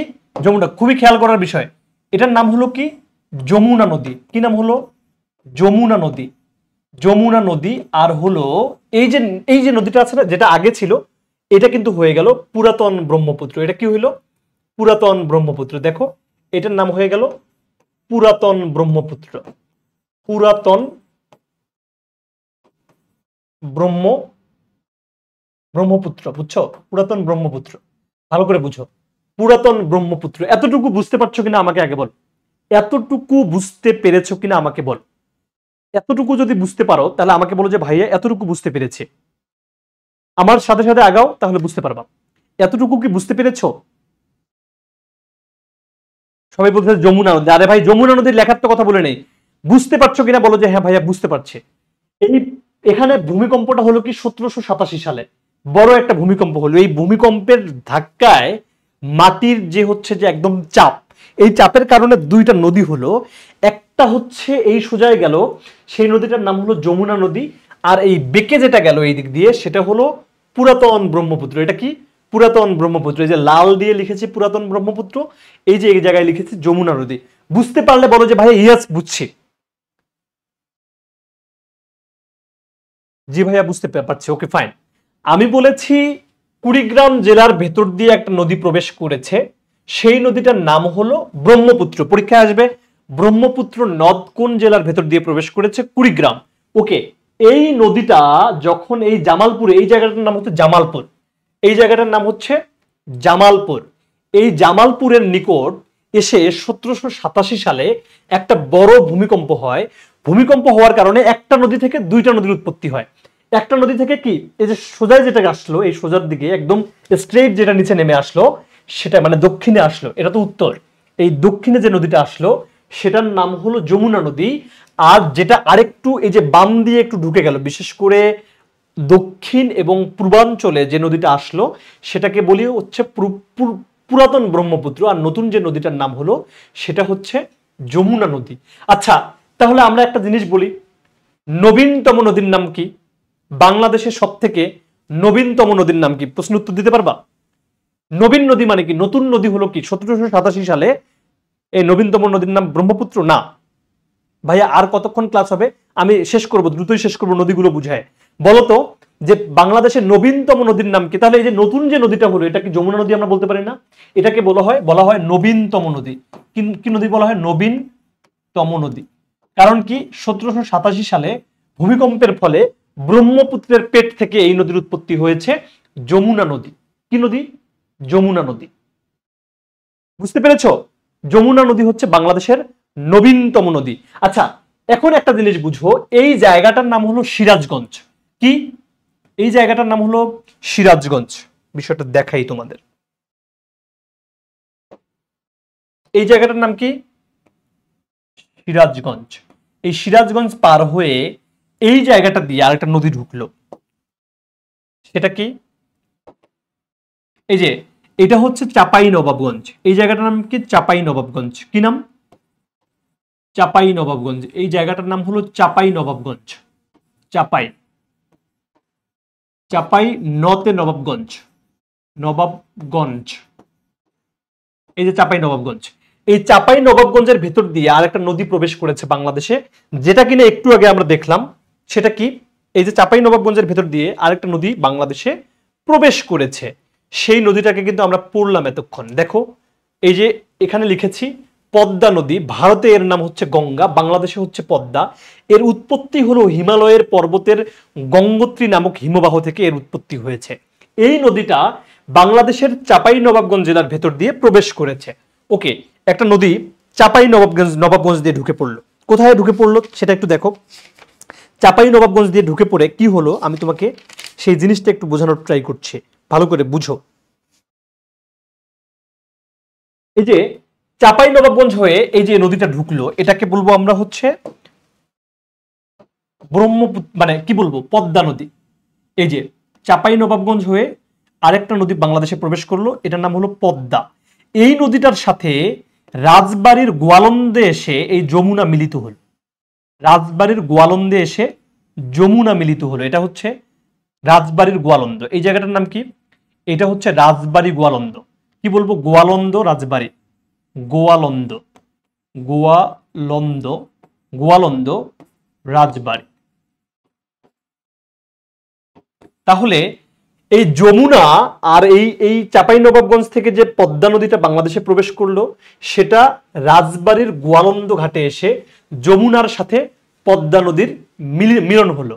এবং এখান থেকে আরেকটা, এই এখন এই পদ্মা নদীটা, মানে দেখো যমুনা নদী কিন্তু এইটুক, এই যে এখানে এসে রাজবাড়ির গোয়ালন্দ পর্যন্ত যমুনা এসে পদ্মায় যখন মিলিত হলো, তখন কিন্তু যমুনার নামটা আর থাকলো না, তখন এখানে বড় হলো নদীটা। কি হলো? বড় হয়ে পদ্মা নামে ধারণ করে আরো একটু সামনের দিকে আগালো। আরো কিসের দিকে আগালো? সামনের দিকে আগালো। এবার আরেকটা জিনিস তুমি দেখো, বাংলাদেশে মেঘনা নামে একটা নদী আছে। কি নদী আছে? মেঘনা নদী। এই মেঘনা নদীটা সিলেট জেলা দিয়ে বাংলাদেশে প্রবেশ করেছে। মেঘনা নদীর প্রবেশ করেছে সিলেট জেলা দিয়ে, এই যে এই দিক দিয়ে সিলেট দিয়ে ঢুকলো। কি এইটা, এই জায়গাটার নাম হলো সিলেট, এই জায়গাটার নাম হলো সিলেট। তাহলে বাংলাদেশে এই মেঘনা নদীটা আবার সিলেট দিয়ে প্রবেশ করে এই যে এই জায়গাটা আছে না, এই জায়গাটার নাম হলো কিশোরগঞ্জ। এই জায়গাটার নাম কি? কিশোরগঞ্জ। ভালো করে বুঝো, এটা হচ্ছে আজমিরিগঞ্জ, কিশোরগঞ্জ। কি গঞ্জ আমাকে বলো তো? আজমিরিগঞ্জ, কিশোরগঞ্জ নামে হচ্ছে যে জায়গাটা আছে। সেখানে যে কাহিনীটা হলো সেটা একটু বোঝার ট্রাই করো।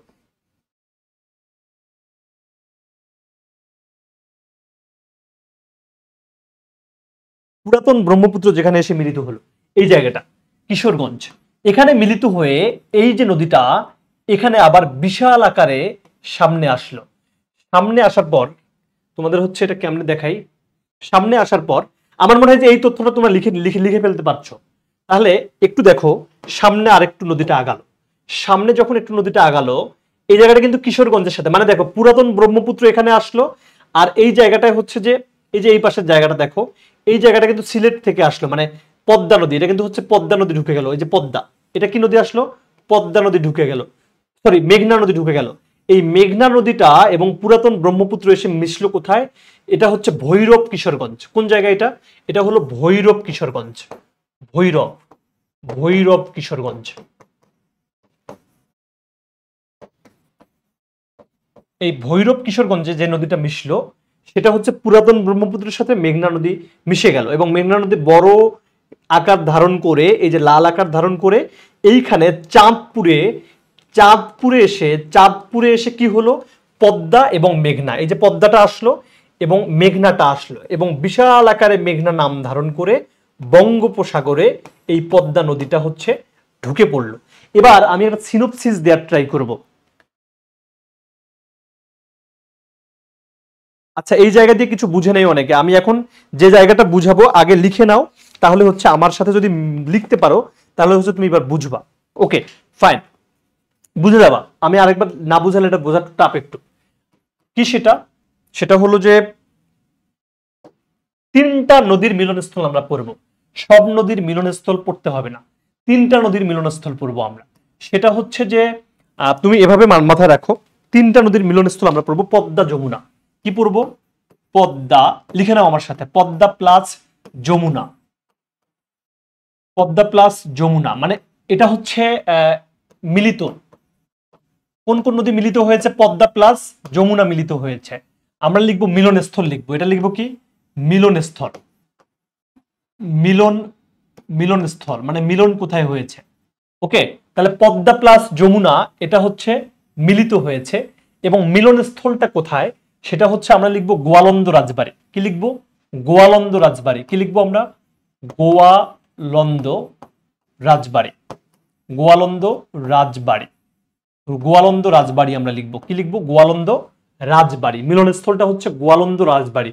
এখন ব্যাপার হচ্ছে যে কি নামে প্রবাহিত হয়েছে, এরপরে প্রবাহিত হয়েছে কি নামে, এরপর প্রবাহিত হয়, এরপর প্রবাহিত হয়, প্রবাহিত হয় কি নামে প্রবাহিত হয় এরপর, মানে এইটাও তুমি একটু ব্র্যাকেট বন্দি করো। এরপর এই নদীটা প্রবাহিত হয়, মানে এই যে এই নদীটা প্রবাহিত হয়েছে কি নামে, এরপর এই নদীটা প্রবাহিত হয় পদ্মা নামে। ভালো করে বুঝো, পদ্মা প্লাস যমুনা এটা মিলিত হয়ে হচ্ছে গোয়ালন্দ রাজবাড়িতে, এরপর যে নামে প্রবাহিত হয় সেটি হচ্ছে পদ্মা। এরপর যে নামে প্রবাহিত হয় সেটি হচ্ছে পদ্মা। আরেকটা জিনিস তুমি দেখো, সেটি হচ্ছে যে তুমি হচ্ছে লিখে নাও যে মেঘনা, মেঘনা প্লাস, মেঘনা প্লাস হচ্ছে পুরাতন ব্রহ্মপুত্র, পুরাতন ব্রহ্মপুত্র।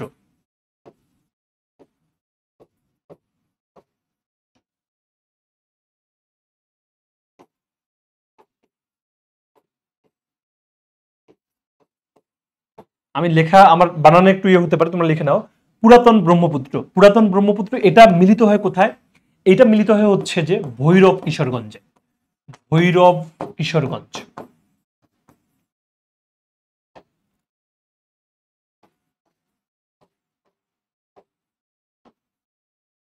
এবং এটা কি নামে সামনে আগায়? মেঘনা নামে সামনে আগায়, মেঘনা নামে সামনে আগাতে থাকে। আচ্ছা, আরেকটি জিনিস যেটা, সেটি হচ্ছে যে আমরা এখানে যেটা পড়ব সেটি হলো যে তোমার পদ্মা প্লাস, পদ্মা প্লাস মেঘনা এটা হয় চাঁদপুরে। এটা কোথায় হয়? চাঁদপুরে হয়। এটা হয় হলো চাঁদপুরে, চাঁদপুর নামক জায়গায়। এবং এইটা নাম ধারণ করে হলো তোমার, এটা এই পাশে নাম ধারণ করে হচ্ছে মেঘনা, মেঘনা নাম ধারণ করে সামনের দিকে আগায়। এতটুকু আমার মানে আমার এতটুকু হচ্ছে বুঝতে পারছো কিনা আমি জানি না, এতটুকু বুঝতে পারছো কিনা আমি জানি না। মিলিত ভৈরব কিশোরগঞ্জ, ভৈরব কিশোরগঞ্জ, রাইট। এতটুকু কি তোমরা আগে বুঝতে পারছো? মানে লেখা শেষ কিনা আমাকে বলো, তারপর আমি বুঝাচ্ছি। তাহলে যখন কোর্সের ক্লাস শুরু হবে তখন পারো যদি তুমি ভর্তি হও। এত পার্সোনাল কথাবার্তা, এতটুকু লিখতে পারছো কিনা আমাকে জানাও যে ভাইয়া লিখতে পারছি। আমি বলবো লিখতে পারছো কিনা আগে বলো। রাইট, পদ্মা মেঘনা চাঁদপুর, পদ্মা মেঘনা চাঁদপুরে মিলিত হয়েছে, এবং এটা মেঘনা নাম ধারণ করে সামনে এগিয়েছে। এবং মেঘনা এবং পুরাতন ব্রহ্মপুত্র ভৈরব কিশোরগঞ্জে মিলিত হয়েছে, তারপরে মেঘনা নাম ধারণ করছে। আরো কয়েকটা ছোট ছোট নদীর মিলিত স্থান আছে, সেগুলো পড়ার দরকার নেই। এই তিনটাই বেসিক্যালি পরীক্ষায় আসে, সেটা আগে জানার ট্রাই করো।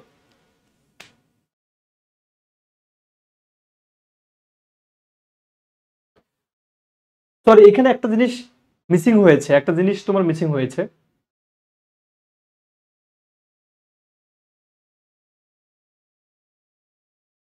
এই জায়গাটা কালনি, সরি, এটা হচ্ছে কালনি, এটা হচ্ছে কালনি, এটা হলো কালনি। এবং আমি বুঝাচ্ছি, এই জায়গাটা লেখো কালনি, কালনি প্লাস পুরাতন ব্রহ্মপুত্র ভৈরব কিশোরগঞ্জ, এটা মেঘনা নামে প্রবাহিত হয়েছে পরবর্তীতে। তারপরে পদ্মা প্লাস মেঘনা চাঁদপুরে মিলিত হয়েছে, এরপরে মেঘনা নাম ধারণ করে সামনের দিকে এগিয়েছে।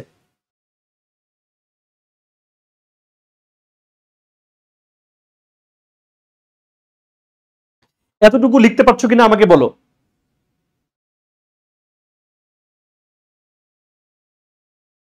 ওকে, এতটুকু যদি লিখতে পারো তাহলে আমার আমার সাথে তোমরা হচ্ছে আরেকটা জিনিস এখন দেখো, সেটা হচ্ছে যে এই জায়গাটায় আমি আরেকবার হচ্ছে এটা একটু আঁকায় বুঝাই, না হলে বুঝবা না। তোমরা এখন খাতা খাতা কলম তো রেডি করছো, এখন দেখো, এই দেখো বেসিক্যালি এটা হচ্ছে কুড়িগ্রাম, এটা কুড়িগ্রাম, এই কুড়িগ্রাম দিয়ে যে নদীটা বাংলাদেশে প্রবেশ করেছে সেটা ব্রহ্মপুত্র। ওকে, এবং এখানে 1787 সালে একটা ভূমিকম্প হয়। 1787 সালে ভূমিকম্প হওয়ার কারণে এই ময়মনসিংহের দিকে পুরাতন ব্রহ্মপুত্র যায়, এটাকে বলা হয় পুরনো ব্রহ্মপুত্র, পুরাতন ব্রহ্মপুত্র, পুরাতন ব্রহ্মপুত্র। ওকে, পুরাতন ব্রহ্মপুত্র এটা। হ্যাঁ, আমি বারবার হচ্ছে এটা লিখতে গিয়ে যে ঝামেলাটা হচ্ছে,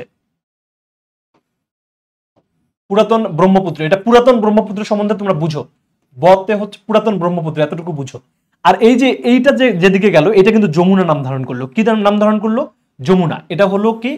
যমুনা। এবং যমুনা কার পেট থেকে ধারণ করলো নামটা? যমুনাটা হচ্ছে যে এই ব্রহ্মপুত্রের পেট থেকেই আসলো।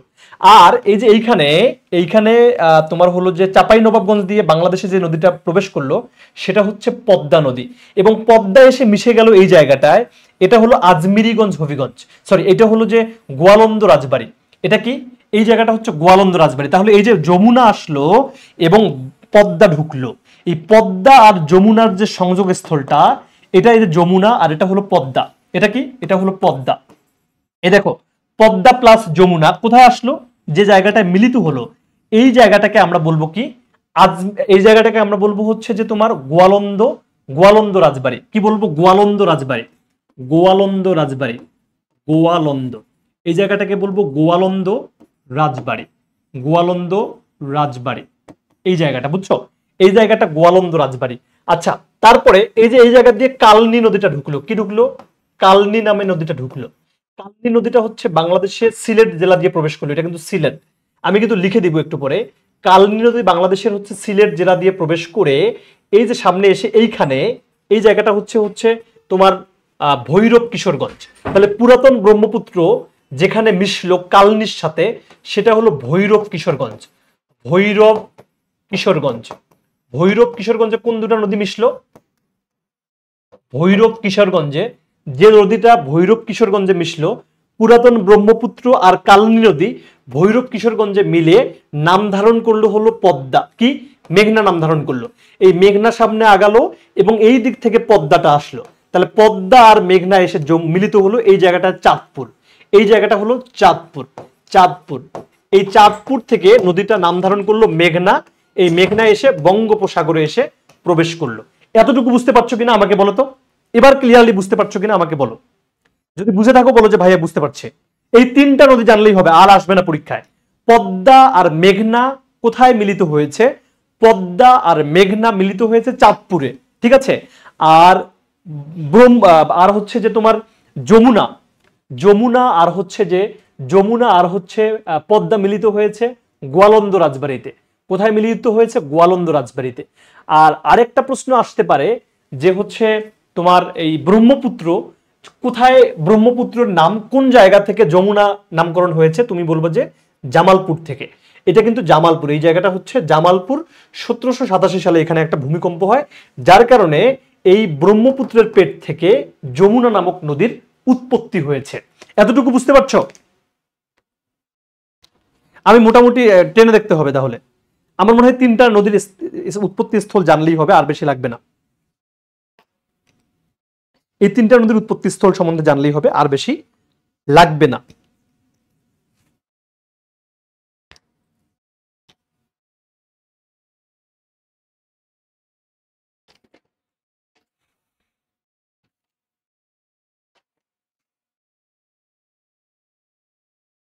ওকে,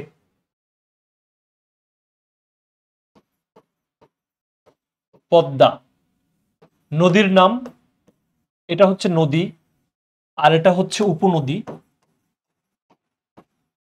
আর একটা হলো শাখা নদী। এই কয়েকটা জিনিস, খুব কম কয়েকটা জিনিস না জানলেই নয়, সেটা আমি দেখাচ্ছি। শাখা নদী, পদ্মা। তাহলে এটা কি? এটা কোন নদী? এটা হচ্ছে, এটা হলো যে পদ্মা। আচ্ছা, পদ্মা নদীর উপনদী কোনগুলো? এই পদ্মা নদীর যে উপনদীগুলো, উপনদী হচ্ছে পুনর্ভবা, টাঙ্গন, মহানন্দা এবং পুনর্ভবা। মহানন্দা,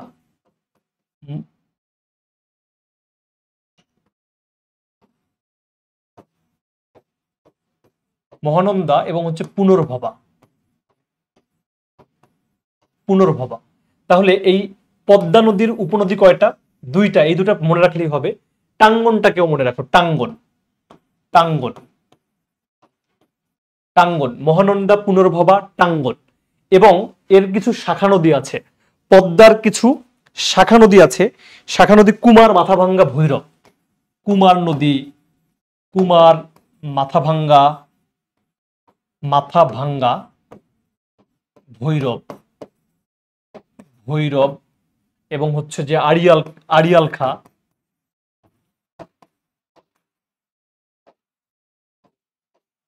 আড়িয়াল খা, কুমার, মাথাভাঙ্গা, ভৈরব, আড়িয়াল খা, গড়াই, বড়াল, মধুমতি। গড়াই, গড়াই, মধুমতি। এটা আসে, এইটা একটু মাথায় রেখে নাও, এইটা একটু লিখে নাও, আমি বুঝাবো। শাখা এবং উপনদীটা আমি বুঝাচ্ছি আরেকবার। আচ্ছা, আরেকটা নদীর নাম লিখে নাও, এটা হচ্ছে গেল একটা। 2 নাম্বার হলো ব্রহ্মপুত্র, লিখে নাও ব্রহ্মপুত্র। ব্রহ্মপুত্র যদি বুঝো, ব্রহ্মপুত্রের উপনদী হলো ধরলা, ধরলা ও তিস্তা। এটা আমি কেমনে হয় আমি বুঝাচ্ছি। ধরলা ও তিস্তা, ব্রহ্মপুত্রের এটা নদী, এবং ব্রহ্মপুত্রের উপনদী 2টা, ধরলা এবং তিস্তা। ঠিক আছে। এবং ব্রহ্মপুত্রের শাখা নদী যদি আমি বলি, তাহলে আমি বলবো যমুনা। যমুনা হলো ব্রহ্মপুত্রের শাখা নদী, এটা পরীক্ষায় আসে। যমুনা হলো ব্রহ্মপুত্রের শাখা নদী। আচ্ছা, আরেকটা জিনিস তোমরা লেখো, সেটা হচ্ছে মেঘনা। মেঘনার উপনদী আছে, শাখা নদী নাই। মেঘনার কি কি আছে? উপনদীগুলো আছে, শাখা নদী নেই। মনু, বড়াই, বড়লাই, তিতাস, গোমতী। মনু, তিতাস, গোমতী। আরেকটা হচ্ছে মনু, বড়লাই, তিতাস, গোমতী। আরেকটা নদী আছে, সেটা হচ্ছে বাউলাই, সরি বাউলাই নদী, বাউলাই। এই কয়েকটা হচ্ছে তোমার মেঘনার উপনদী। আচ্ছা, এটা তোলা হইলে বলো যে তোলা হয়েছে, আমি দেখাবো কেমনে হয়েছে, কি কি করতে হবে আমি এবার বোঝাচ্ছি তোমাদেরকে। এটা কি তোলা হয়েছে?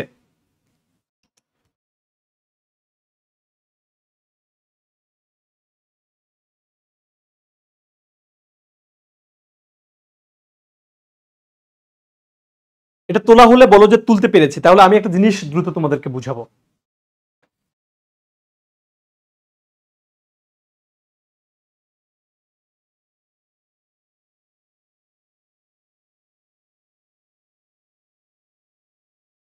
তোলা হলে বলো যে ভাইয়া তুলতে পেরেছি, আমি তাহলে একটা জিনিস তোমাদের আরেকটা জিনিস বুঝাবো।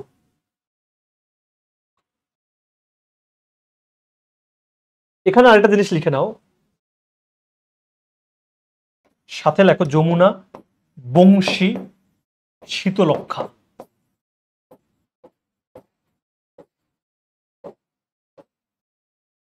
যমুনা, বংশী, শীতলক্ষা। যমুনা, বংশী, শীতলক্ষা হচ্ছে ব্রহ্মপুত্রের শাখা নদী। আচ্ছা, শাখা নদী আর উপনদী কাকে বলে আমি আরেকবার বলে দিই। যেমন আমি বলছি কি, এই পদ্মা নদী আছে না, পদ্মার উপনদী কি? পদ্মা একটা সর্ববৃহৎ নদী, মানে অনেক বড় নদী। এই নদীতে ভারতের বিভিন্ন পাহাড় থেকে কোন নদী জন্ম নিয়ে এই পদ্মা নদীতে যখন মিশে গেছে, সেই নদীর নাম হলো, মানে ভারতের কোনো পাহাড়ে ছোট কোনো নদী জন্ম নিয়ে এই বৃহৎ পদ্মা নদীতে যখন মিশে গেছে, সেই নদীগুলোকে বলবো আমরা পদ্মার উপনদী।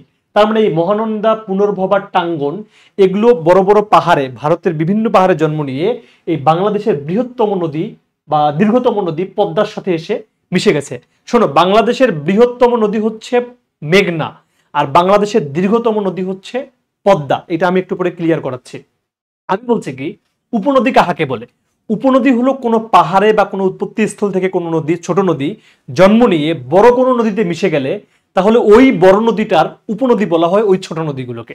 তাহলে এই মহানন্দা, পুনর্ভবা এবং টাঙ্গন, এগুলো ছোট ছোট নদী, এগুলো বিভিন্ন পাহাড়ে জন্ম নিয়ে পদ্মার সাথে এসে মিশে গেছে, এই জন্য বলবো এটাকে পদ্মার উপনদী। এবং শাখা নদী কি? যখন এই পদ্মা নদীর পেট থেকে যে ছোট নদীগুলো জন্ম নিয়ে একদম কি মানে অন্য কোনো নদীর সাথে বা সাগরে গিয়ে মিশে গেছে বা বিভিন্ন দিকে ছুটে গেছে, কোনো বড় নদীর পেট থেকে যখন ছোট ছোট নদী জন্ম নিয়েছে, তখন আমরা সেগুলোকে বলবো শাখা নদী। তাহলে এই পদ্মার পেট থেকে কোন নদী জন্ম নিয়েছে? কুমার নিয়েছে, মাথাভাঙ্গা নিয়েছে, কুমার নিয়েছে, মাথাভাঙ্গা নিয়েছে, ভৈরব নিয়েছে, আড়িয়াল খাঁ নিয়েছে, গড়াই নিয়েছে, মধুমতি নিয়েছে। এই জন্য মধুমতি পদ্মার শাখা নদী, আড়িয়াল খাঁ পদ্মার শাখা নদী, গড়াই পদ্মার শাখা নদী, মাথাভাঙ্গা, ভৈরব, কুমার পদ্মার শাখা নদী। আর মহানন্দা, মহানন্দা, পুনর্ভবা, টাঙ্গন এগুলো ভারতের বিভিন্ন পাহাড়ে জন্ম নিয়ে ছোট ছোট এই নদীগুলো বৃহত্তম পদ্মা নদীর পেটে এসে মিলে গেছে, এই জন্য এগুলোকে বলবো উপনদী। Okay fine. এবার দেখো ব্রহ্মপুত্র। ব্রহ্মপুত্রে ঠিক একইভাবে ছোট ছোট দুইটা নদী বিভিন্ন পাহাড়ে জন্ম নিয়েছে ইন্ডিয়ার, ধরলা এবং তিস্তা। এই দুইটা নদী ব্রহ্মপুত্রে এসে মিশে গেছে। আবার তোমাকে তো একটু আগে আমি বললাম 1787 সালে জামালপুরে একটা ছোট্ট ভূমিকম্পের ফলে, মানে একটা বড় ভূমিকম্পের ফলে ব্রহ্মপুত্রের পেট থেকে একটা নদীর জন্ম হয়েছে, সেটা কি বলতো? যমুনা। তাহলে বলতো যমুনা নদীটা ব্রহ্মপুত্রের শাখা নদী। একই সঙ্গে এই যমুনার পেট থেকে আবার বংশী, শীতলক্ষা জন্ম নিয়েছে। এই জন্য আমরা যেহেতু যমুনার মাদার মানে মা হচ্ছে ব্রহ্মপুত্র, এই জন্য আমরা ওই ব্রহ্মপুত্রের শাখা নদী আমরা বংশীকেও বলবো, শীতলক্ষাকেও বলবো, যমুনাকেও বলবো। ঠিক একইভাবে মেঘনা, এই মেঘনা নদীর সাথে বিভিন্ন পাহাড় থেকে জন্ম নিয়েছে কিছু ছোট নদী, মনু, তিতাস, গোমতী, বড়, বাউলাই। এই চারটা নদী মেঘনা নদীর সাথে এসে মিশে গেছে। পাহাড় থেকে জন্ম নিয়েছে ইন্ডিয়ার ত্রিপুরায়, সেই নদীগুলো মেঘনার সাথে মিশে গেছে। এই জন্য আমরা মনু, তিতাস, গোমতী, বাউলাইকে বলবো মেঘনার উপনদী। কিন্তু মেঘনার কোনো শাখা নদী নাই, মেঘনার কোনো শাখা নদী নাই। এতটুকু তোমরা বুঝতে পারছো? আমি হ্যাঁ হ্যাঁ আরেকটা নদী আছে ডাকাতিয়া নদী। এই যে এখানে আরেকটা নদী আছে ডাকাতিয়া, রাইট। ডাকাতিয়াও কিন্তু মেঘনার মধ্যে এসে ঢুকে গেছে। কি মেঘনা এসে হচ্ছে কি এসে হচ্ছে ঢুকে গেছে। এই জন্য আমি বলবো যে মনু, বাউলাই, তিতাস, গোমতী, ডাকাতিয়া হলো মেঘনার উপনদী। এতটুকু বুঝতে পারলে বলো যে বুঝছি ভাইয়া।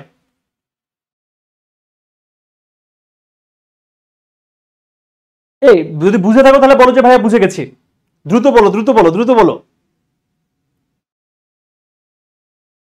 কেউ কি বুঝো নাই? কোনো কমেন্ট দেখছি না তো। বুঝলে বলো যে ভাইয়া বুঝতে পারছে। শাখা নদী, উপনদী কি আমি বোঝাতে পেরেছি? Yes, good, clear.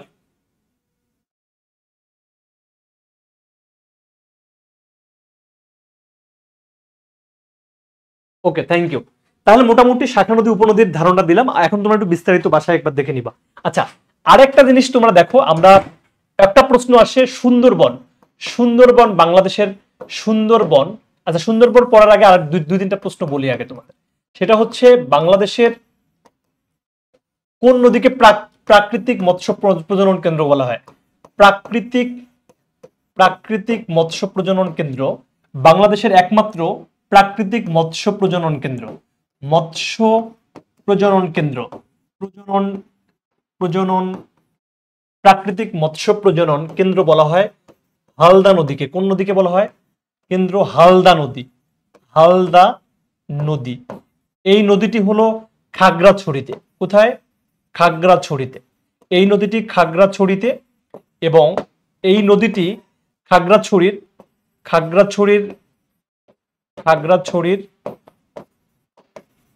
বাদামতলি পাহাড় থেকে জন্ম নিয়েছে। বাদামতলি পাহাড়ে জন্ম নিয়েছে। কি নিয়েছে? জন্ম নিয়েছে। ভালো করে বুঝো ভাই কি বলেছি। এখানে দেখো প্রাকৃতিক মৎস্য প্রজনন কেন্দ্র, বিডির একমাত্র প্রাকৃতিক মৎস্য প্রজনন কেন্দ্র। বিডির মানে কি? বাংলাদেশের একমাত্র প্রাকৃতিক মৎস্য প্রজনন কেন্দ্র হচ্ছে হালদা নদী। এটি কোথায়? খাগড়াছড়িতে। এটি খাগড়াছড়ির বাদামতলি পাহাড়ে জন্ম নিয়েছে। এই নদীটি খাগড়াছড়ির বাদামতলি পাহাড়ে জন্ম নিয়েছে। প্রশ্ন আসবে, বাংলাদেশে জন্ম নিয়ে বাংলাদেশে শেষ হয়েছে কোন নদী? হালদা নদী। বাংলাদেশে জন্ম নিয়ে বাংলাদেশে শেষ হয়েছে এই নদীটি, এটাকে বলা হয় হালদা নদী, এবং বাংলাদেশের একমাত্র প্রাকৃতিক মৎস্য প্রজনন কেন্দ্র এই হালদা নদী। প্রশ্ন আসবে, বৃহত্তম নদী কোনটি?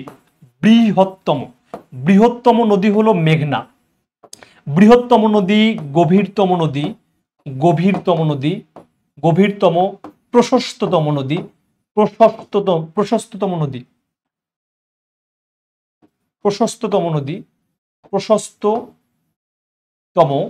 নদীর নাম, নদী হলো মেঘনা নদী। মেঘনা নদী। আরেকটা প্রশ্ন আসবে, সেটা হচ্ছে যে দীর্ঘতম নদ, দীর্ঘতম নদী, দীর্ঘতম নদী হলো তোমার বাংলাদেশের দীর্ঘতম নদী হচ্ছে পদ্মা। কি নদী? পদ্মা নদী। আর একটা প্রশ্ন আসবে দীর্ঘতম নদ, দীর্ঘতম নদ সেটি হলো তোমার ব্রহ্মপুত্র। আরেকটা প্রশ্ন আসবে খরস্রোতা নদ। খরস্রোতা, খরস্রোতা, খরস্রোতা নদী কোনটি? খরস্রোতা নদী হচ্ছে, খরস্রোতা নদী হচ্ছে কর্ণফুলী।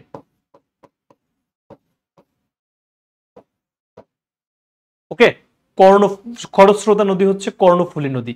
আরেকটা প্রশ্ন আসবে তোমাদের, সেটি হচ্ছে কুমিল্লার দুঃখ কোনটি? কুমিল্লার দুঃখ গোমতী। গোমতী হলো কুমিল্লার দুঃখ, গোমতী নদী হলো কুমিল্লার দুঃখ। মানে কি, এখানে জোয়ার ভাটা হয় এবং এটা, এই নদীটার কারণে কুমিল্লার অনেক ক্ষয়ক্ষতি হয়েছে। কুমিল্লার দুঃখ, গোমতী নদীকে বলা হয় কুমিল্লার দুঃখ। এতটুকু কি বুঝতে পারছো? ক্লিয়ার? এতটুকু ক্লিয়ার হলে বলো যে ভাইয়া ক্লিয়ার। এতটুকু ক্লিয়ার হলে বলো যে ভাইয়া ক্লিয়ার। আমি এতটুকু কি তোমরা ক্লিয়ার হয়েছো? এতটুকু ক্লিয়ার হলে যে বলো ভাইয়া ক্লিয়ার। এতটুকু ক্লিয়ার হলে আমাকে বলো যে ভাইয়া ক্লিয়ার। গোমতী হচ্ছে কুমিল্লার দুঃখ, কুমিল্লার দুঃখ হচ্ছে গোমতী। এতটুকু ক্লিয়ার হলো যে বলো যে ভাইয়া ক্লিয়ার হয়েছে আমরা। খরস্রোতা নদী হচ্ছে কর্ণফুলী, গোমতী হচ্ছে কুমিল্লার দুঃখ, বৃহত্তম, গভীরতম, প্রশস্ততম নদী হচ্ছে মেঘনা, দীর্ঘতম নদী হচ্ছে পদ্মা, দীর্ঘতম নদ হচ্ছে ব্রহ্মপুত্র, খরস্রোতা নদী হচ্ছে কর্ণফুলী এবং বাংলাদেশের একমাত্র মৎস্য প্রজনন কেন্দ্র হচ্ছে হালদা। হালদা নদী হচ্ছে খাগড়াছড়িতে। খাগড়াছড়ির বাদামতলি নামক পাহাড় থেকে এই নদীর জন্ম হয়েছে। বাংলাদেশে জন্ম নিয়ে বাংলাদেশে শেষ হয়েছে হালদা নদী। এবার পুরো একটা সিনোপসিস দিতে চাই, তোমরা জাস্ট খাতা কলম রাখো, আমি একটা সিনোপসিস দেব। আমি একটা সিনোপসিস দেই, খাতা কলম রাখো। সবাই খাতা কলম রেখে দাও, আর কমেন্ট করার দরকার নেই। আমি কি বলি শোনো, কমেন্ট করে, কমেন্ট করার দরকার নেই, শোনো আমি তারপরে তোমাদের বলতেছি। প্রথম থেকে আসো, প্রথম থেকে আসো। সেটা হচ্ছে বাংলাদেশে, এই যে দেখো, এই জায়গাটা দেখো, ব্রহ্মপুত্র নদ, হ্যাঁ, পদ্মা নদ, ব্রহ্মপুত্র নদ এবং হচ্ছে আমি তোমাকে মেঘনার কথা বলেছি। তো এখানে একটা জিনিস তুমি দেখো, বাংলাদেশে ব্রহ্মপুত্র নদ কুড়িগ্রাম জেলার ভেতর দিয়ে প্রবেশ করেছে। থামো, কুড়িগ্রাম জেলার ভেতর দিয়ে ব্রহ্মপুত্র প্রবেশ করেছে 1787 সালে জামালপুরে একটা ভূমিকম্প হয়। সেই ভূমিকম্পের ফলে পুরাতন ব্রহ্মপুত্র একদিক দিয়ে চলে গেল ময়মনসিংহের পাশ দিয়ে, আর যমুনার দিকে যে নদীটা আগালো সেটা হচ্ছে সিরাজগঞ্জের দিকে যে নদীটা আগালো সেটা হচ্ছে যমুনা নদী। এই যমুনা নদী এবং পদ্মা নদী এটা চাঁপাইনবাবগঞ্জের ভিতর দিয়ে ঢুকলো বাংলাদেশে এবং এই নদী, এই পদ্মা যে চাঁপাইনবাবগঞ্জ দিয়ে প্রবেশ করলো এবং সিরাজগঞ্জ হয়ে, জামালপুর হয়ে, সিরাজগঞ্জ হয়ে যে যমুনা নদী সামনের দিকে এগুলো, এটি গিয়ে রাজবাড়ির গোয়ালন্দ নামক একটা জায়গায় মিলিত হলো। তাহলে যমুনা এবং পদ্মা নদীর মিলিত স্থানের নাম হচ্ছে গোয়ালন্দ রাজবাড়ি। সেখান থেকে পদ্মা নদীর সামনে আগালো এবং সিলেট দিয়ে কালনী নামক একটি নদীর জন্ম হলো। কালনী নদী কোথায়? এই যে ভৈরবের, কিশোরগঞ্জের ভৈরবে পুরাতন ব্রহ্মপুত্রের সাথে মিশলো। কালনী নদীর নাম হলো কি? তারপরে মেঘনা নদী। সেই মেঘনা নদীটা কিন্তু আরো সামনের দিকে আগালো। এই যে মেঘনা নদীর সামনের দিকে আগায়, এই জায়গাটা হলো চাঁদপুর। চাঁদপুরে এই মেঘনা নদী এবং এই পদ্মা নদী দুইটা মিলিত হয়ে একদম ব্রহ্মপুত্র মানে বঙ্গোপসাগরে গিয়ে মিলিত হলো। আচ্ছা, এই জন্য আমরা এখানে কয়েকটা জিনিস লিখেছি, সেটা দেখো, পদ্মা প্লাস যমুনা গোয়ালন্দ রাজবাড়িতে মিলিত হয়েছে এবং এরপর প্রবাহিত হয় পদ্মা নামে। কি নামে প্রবাহিত হয়? পদ্মা নামে। তারপর দেখো, মিলিত স্থান কালনী এবং পুরাতন ব্রহ্মপুত্র মিলিত হয়েছে কি? ভৈরব, কিশোরগঞ্জে। এরপরে মেঘনা নামে প্রবাহিত হয়। পদ্মা প্লাস মেঘনা মিলিত হয় চাঁদপুরে, এরপরে মেঘনা নামে প্রবাহিত হয়। বেসিক্যালি এই তিনটা মিলনস্থল মনে রাখলে হবে। আরো অনেক নদীর মিলনস্থল আছে, ওগুলো তোমাদের পরীক্ষায় আসবে না। এই তিনটা মিলনস্থল এবং এই নদী কয়টার নাম, এই জায়গা কয়টার নাম মনে রাখলেই হবে। আরেকটা ইম্পর্টেন্ট জায়গা যেটা বলছি সেটি হচ্ছে যে এই পদ্মা নদীর হচ্ছে উপনদী মহানন্দা, পুনর্ভবা, টাঙ্গন। শাখা নদী কুমার, মাথাভাঙ্গা, ভৈরব, আড়িয়ালখা, গড়াই এবং মধুমতি। ব্রহ্মপুত্রের হচ্ছে যে শাখা নদী কি, উপনদী কি, ধরলা ও তিস্তা। এর শাখা নদী হচ্ছে যমুনা, বংশী, শীতলক্ষা। মেঘনা নদীর হচ্ছে উপনদী মনু, তিতাস, ডাকাতিয়া, গোমতী এবং বাউলাই। এই মেঘনা নদীর কিন্তু শাখা নদী নেই। আমি এর আগে একটা জিনিস বলেছি, সেটি হচ্ছে যে বাংলাদেশে একমাত্র মৎস্য প্রজনন কেন্দ্র হচ্ছে প্রাকৃতিক মৎস্য প্রজনন কেন্দ্র হালদা নদী। এই নদীটা খাগড়াছড়িতে অবস্থিত। খাগড়াছড়ির বাদমতলী পাহাড় থেকে জন্ম নিয়েছে এবং এটি বাংলাদেশের বৃহত্তম, গভীরতম এবং প্রশস্ততম নদীর কথা যদি বলে তাহলে বলবো মেঘনা নদী। দীর্ঘতম নদী হচ্ছে পদ্মা নদী, দীর্ঘতম নদ হচ্ছে ব্রহ্মপুত্র এবং খরস্রোতা নদী হচ্ছে কর্ণফুলী। এবং বাংলাদেশের মানে গোমতী যে নদীটা, এটা কুমিল্লায় অবস্থিত, এটাকে বলা হয় কুমিল্লার দুঃখ। যদি আজকের ক্লাস কি মানে এতটুকু যা যা পড়ালাম তোমরা কি বুঝতে পেরেছো? ক্লিয়ার? ক্লিয়ার হলে লেখো যে ভাইয়া ক্লিয়ার হয়েছে।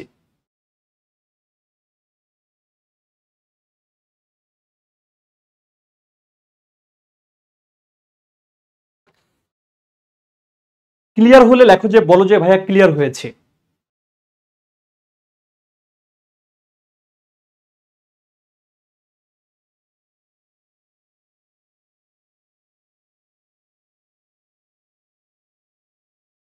আরো অনেকগুলো ফ্রি ক্লাস আমরা দিব, এবং আমি এখানে আরেকটি জিনিস তোমাদেরকে বলে রাখি, আমাদেরকে কিন্তু আমাদের যে জিনিসটা এখন চলছে সেটি কিন্তু ভর্তির বিষয়টা তোমাদের চলছে, আমি দেখাই। সেটি হচ্ছে ফার্স্ট টাইমারদের জন্য কিন্তু ভর্তি চলছে। ফার্স্ট টাইমার ব্যাচ যারা আছো তাদের জন্য কিন্তু হচ্ছে আমাদের ভর্তি চলছে। তোমরা থাকো, তোমাদের জন্য আরো সুন্দর একটা বিষয় আছে, তবারক আছে, সেটা আমি দিব, একটা তবারক দিব তোমাদের, মানে একটা টিপস দিব, ওখান থেকে কিন্তু ভর্তি পরীক্ষা তোমাদের প্রশ্নটা আসবে। সো তার জন্য অপেক্ষা করো। নার্সিং সেকেন্ড টাইমার এবং third timer full course 2026 BSc nursing second timer এবং থার্ড টাইমার ব্যাচ ফুল কোর্সের ভর্তি চলছে। তোমরা 11টি নার্সিং বই পাওয়া, নার্সিং এর ভর্তির বই পাবা এবং সরকারি নার্সিং কলেজগুলোতে কিন্তু এবার আমাদের 1620 প্লাস কিন্তু এই প্ল্যাটফর্ম থেকে চান্স পেয়েছে এবং এটি বাংলাদেশের সর্ববৃহৎ কিন্তু নার্সিং প্ল্যাটফর্ম, তোমরা ইতিমধ্যে জেনেছো। আমাদের নার্সিং সেকেন্ড ও থার্ড টাইমার ডিপ্লোমা এবং মিডওয়াইফারিতে হচ্ছে ভর্তি চলছে। এখানেও কিন্তু তোমরা দ্রুত ভর্তি হয়ে যেতে পারো, এখানেও কিন্তু তুমি 11টি নার্সিং ফ্রি বই পাবা এবং আমাদের ফার্স্ট টাইমার কোর্সও কিন্তু আমরা লঞ্চ করে ফেলেছি। তোমরা এই কোর্সেও তোমরা ভর্তি হতে পারো, এখানে ভর্তি হলেও তোমাদের কিন্তু 11টি কি, তোমরা কিন্তু 11টি ভর্তির হচ্ছে যে বই পেয়ে যাবা। এবার তোমাদের আমি একটা তবারক দিতে চেয়েছি না, ছোট্ট দুইটা প্রশ্ন খুবই খুবই পরীক্ষায় চলে আসে। সেটি আসে যে সুন্দরবন, এই সুন্দরবন 5টা জেলায় অবস্থিত, 5টি জেলায় অবস্থিত, 5টি জেলায় অবস্থিত। সেই 5টা জেলা কি কি? খুলনা, সাতক্ষীরা, বাগেরহাট, এতটুকুই পরীক্ষা আসে, এর থেকে বেশি কিছু আসে না। বাগেরহাট, বরগুনা, পটুয়াখালী।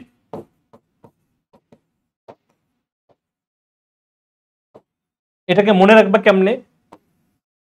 একজন আমাদের স্টুডেন্ট এর আগে বলেছিল সাপ খুব বড়, ভাইয়া এইভাবে মনে রাখি, সে আমাকে বলছিল, তো এইভাবেই মনে রাখো, সাপ খুব বড়।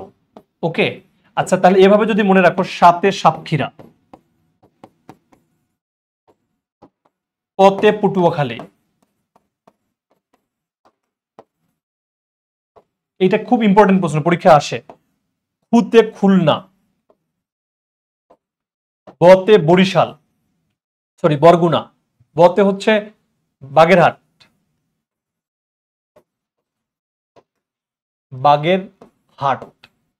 এবং বরতে হচ্ছে বরগুনা। ওকে, এই 5টার মধ্যে হচ্ছে সুন্দরবন অবস্থিত। বলবে যে নিচের কোনটির মধ্যে সুন্দরবন, কোন জেলায় সুন্দরবনের অবস্থান নাই, তাহলে এই 5টা তুমি এভাবে মনে রাখতে পারো। আরেকটা বিষয় হচ্ছে চলন বিলটাকে তোমাকে মনে রাখতে হবে। চলন বিল হচ্ছে চলন বিল। ওকে, চলন বিল যে 3টা, এটা 3টা জেলায়, 3টি জেলায় অবস্থিত। কয়টি? 3টি জেলায় অবস্থিত। চলন বিল 3টি জেলায়। 1 নম্বর হলো সিরাজগঞ্জ,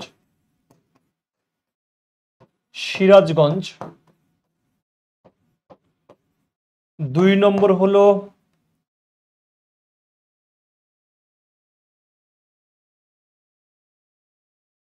নাটোর, 3 নম্বর হলো পাবনা, 3 হচ্ছে পাবনা। পরীক্ষায় আসবে কোন জেলার মধ্যে চলন বিল নেই? সিরাজগঞ্জ, নাটোর, পাবনা, রাজশাহী। তুমি দেখাবা রাজশাহী। এবং এই চলন বিলের ভিতর দিয়ে, এই চলন বিলের ভিতর দিয়ে কি লিখবা? চলন বিলের ভিতর দিয়ে, চলন বিলের, এই চলন বিলের ভিতর দিয়ে প্রবাহিত নদীর নাম, প্রবাহিত নদী আত্রাই। চলন বিলের ভেতর দিয়ে প্রবাহিত নদীর নাম কি? আত্রাই। এতটুকু লিখতে পেরেছো? চলন বিলের ভেতর দিয়ে প্রবাহিত নদীর নাম হচ্ছে আত্রাই।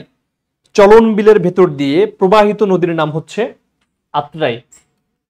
চলন বিলের ভেতর দিয়ে প্রবাহিত নদীর নাম কিন্তু হচ্ছে আত্রাই।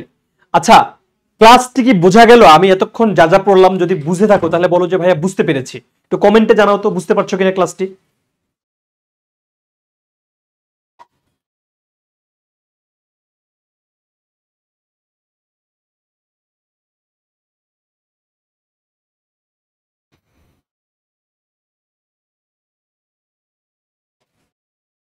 আরেকটা লিখে নাও, আড়িয়াল বিল হচ্ছে মুন্সিগঞ্জে। পরীক্ষায় আসবে আড়িয়াল বিল কোথায়? আড়িয়াল বিল মুন্সিগঞ্জে। মুন্সিগঞ্জে অবস্থিত আড়িয়াল বিল। ঠিক আছে, আড়িয়াল বিল হচ্ছে মুন্সিগঞ্জে। বিল ডাকাতিয়া হচ্ছে যশোরে। বিল ডাকাতিয়া, বিল ডাকাতিয়া হলো যশোরে। বিল ডাকাতিয়া কোথায়? যশোরে। এই বিলকে পশ্চিমা বাহিনীর বিল বলা হয়। মানে পশ্চিমা বাহিনীর বিল মানে কি? পাকিস্তানি পশ্চিমা বাহিনী, মানে মানে কি বলে এটাকে, সরি, এটাকে কি বলা হয়? পশ্চিমা বাহিনীর বিল। এটাকে বলা হয়, রাইট, এটাকে বলা হয় পশ্চিমা বাহিনীর বিল। এটাকে, এই বিলটিকে, বিলটিকে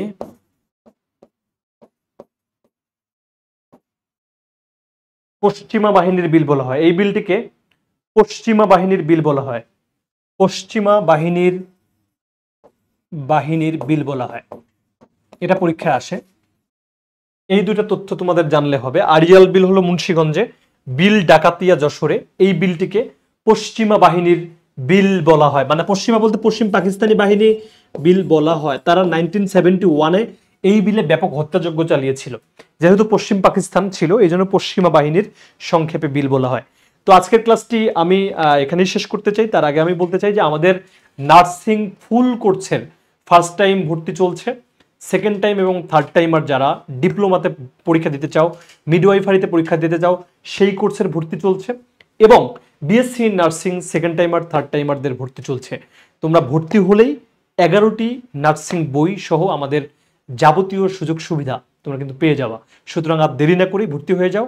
আজকে এখানেই, আগামী ক্লাস পর্যন্ত, ফ্রি ক্লাস পর্যন্ত সবাই সুস্থ থাকো এই কামনা করছি। সবাইকে অনেক অনেক ধন্যবাদ।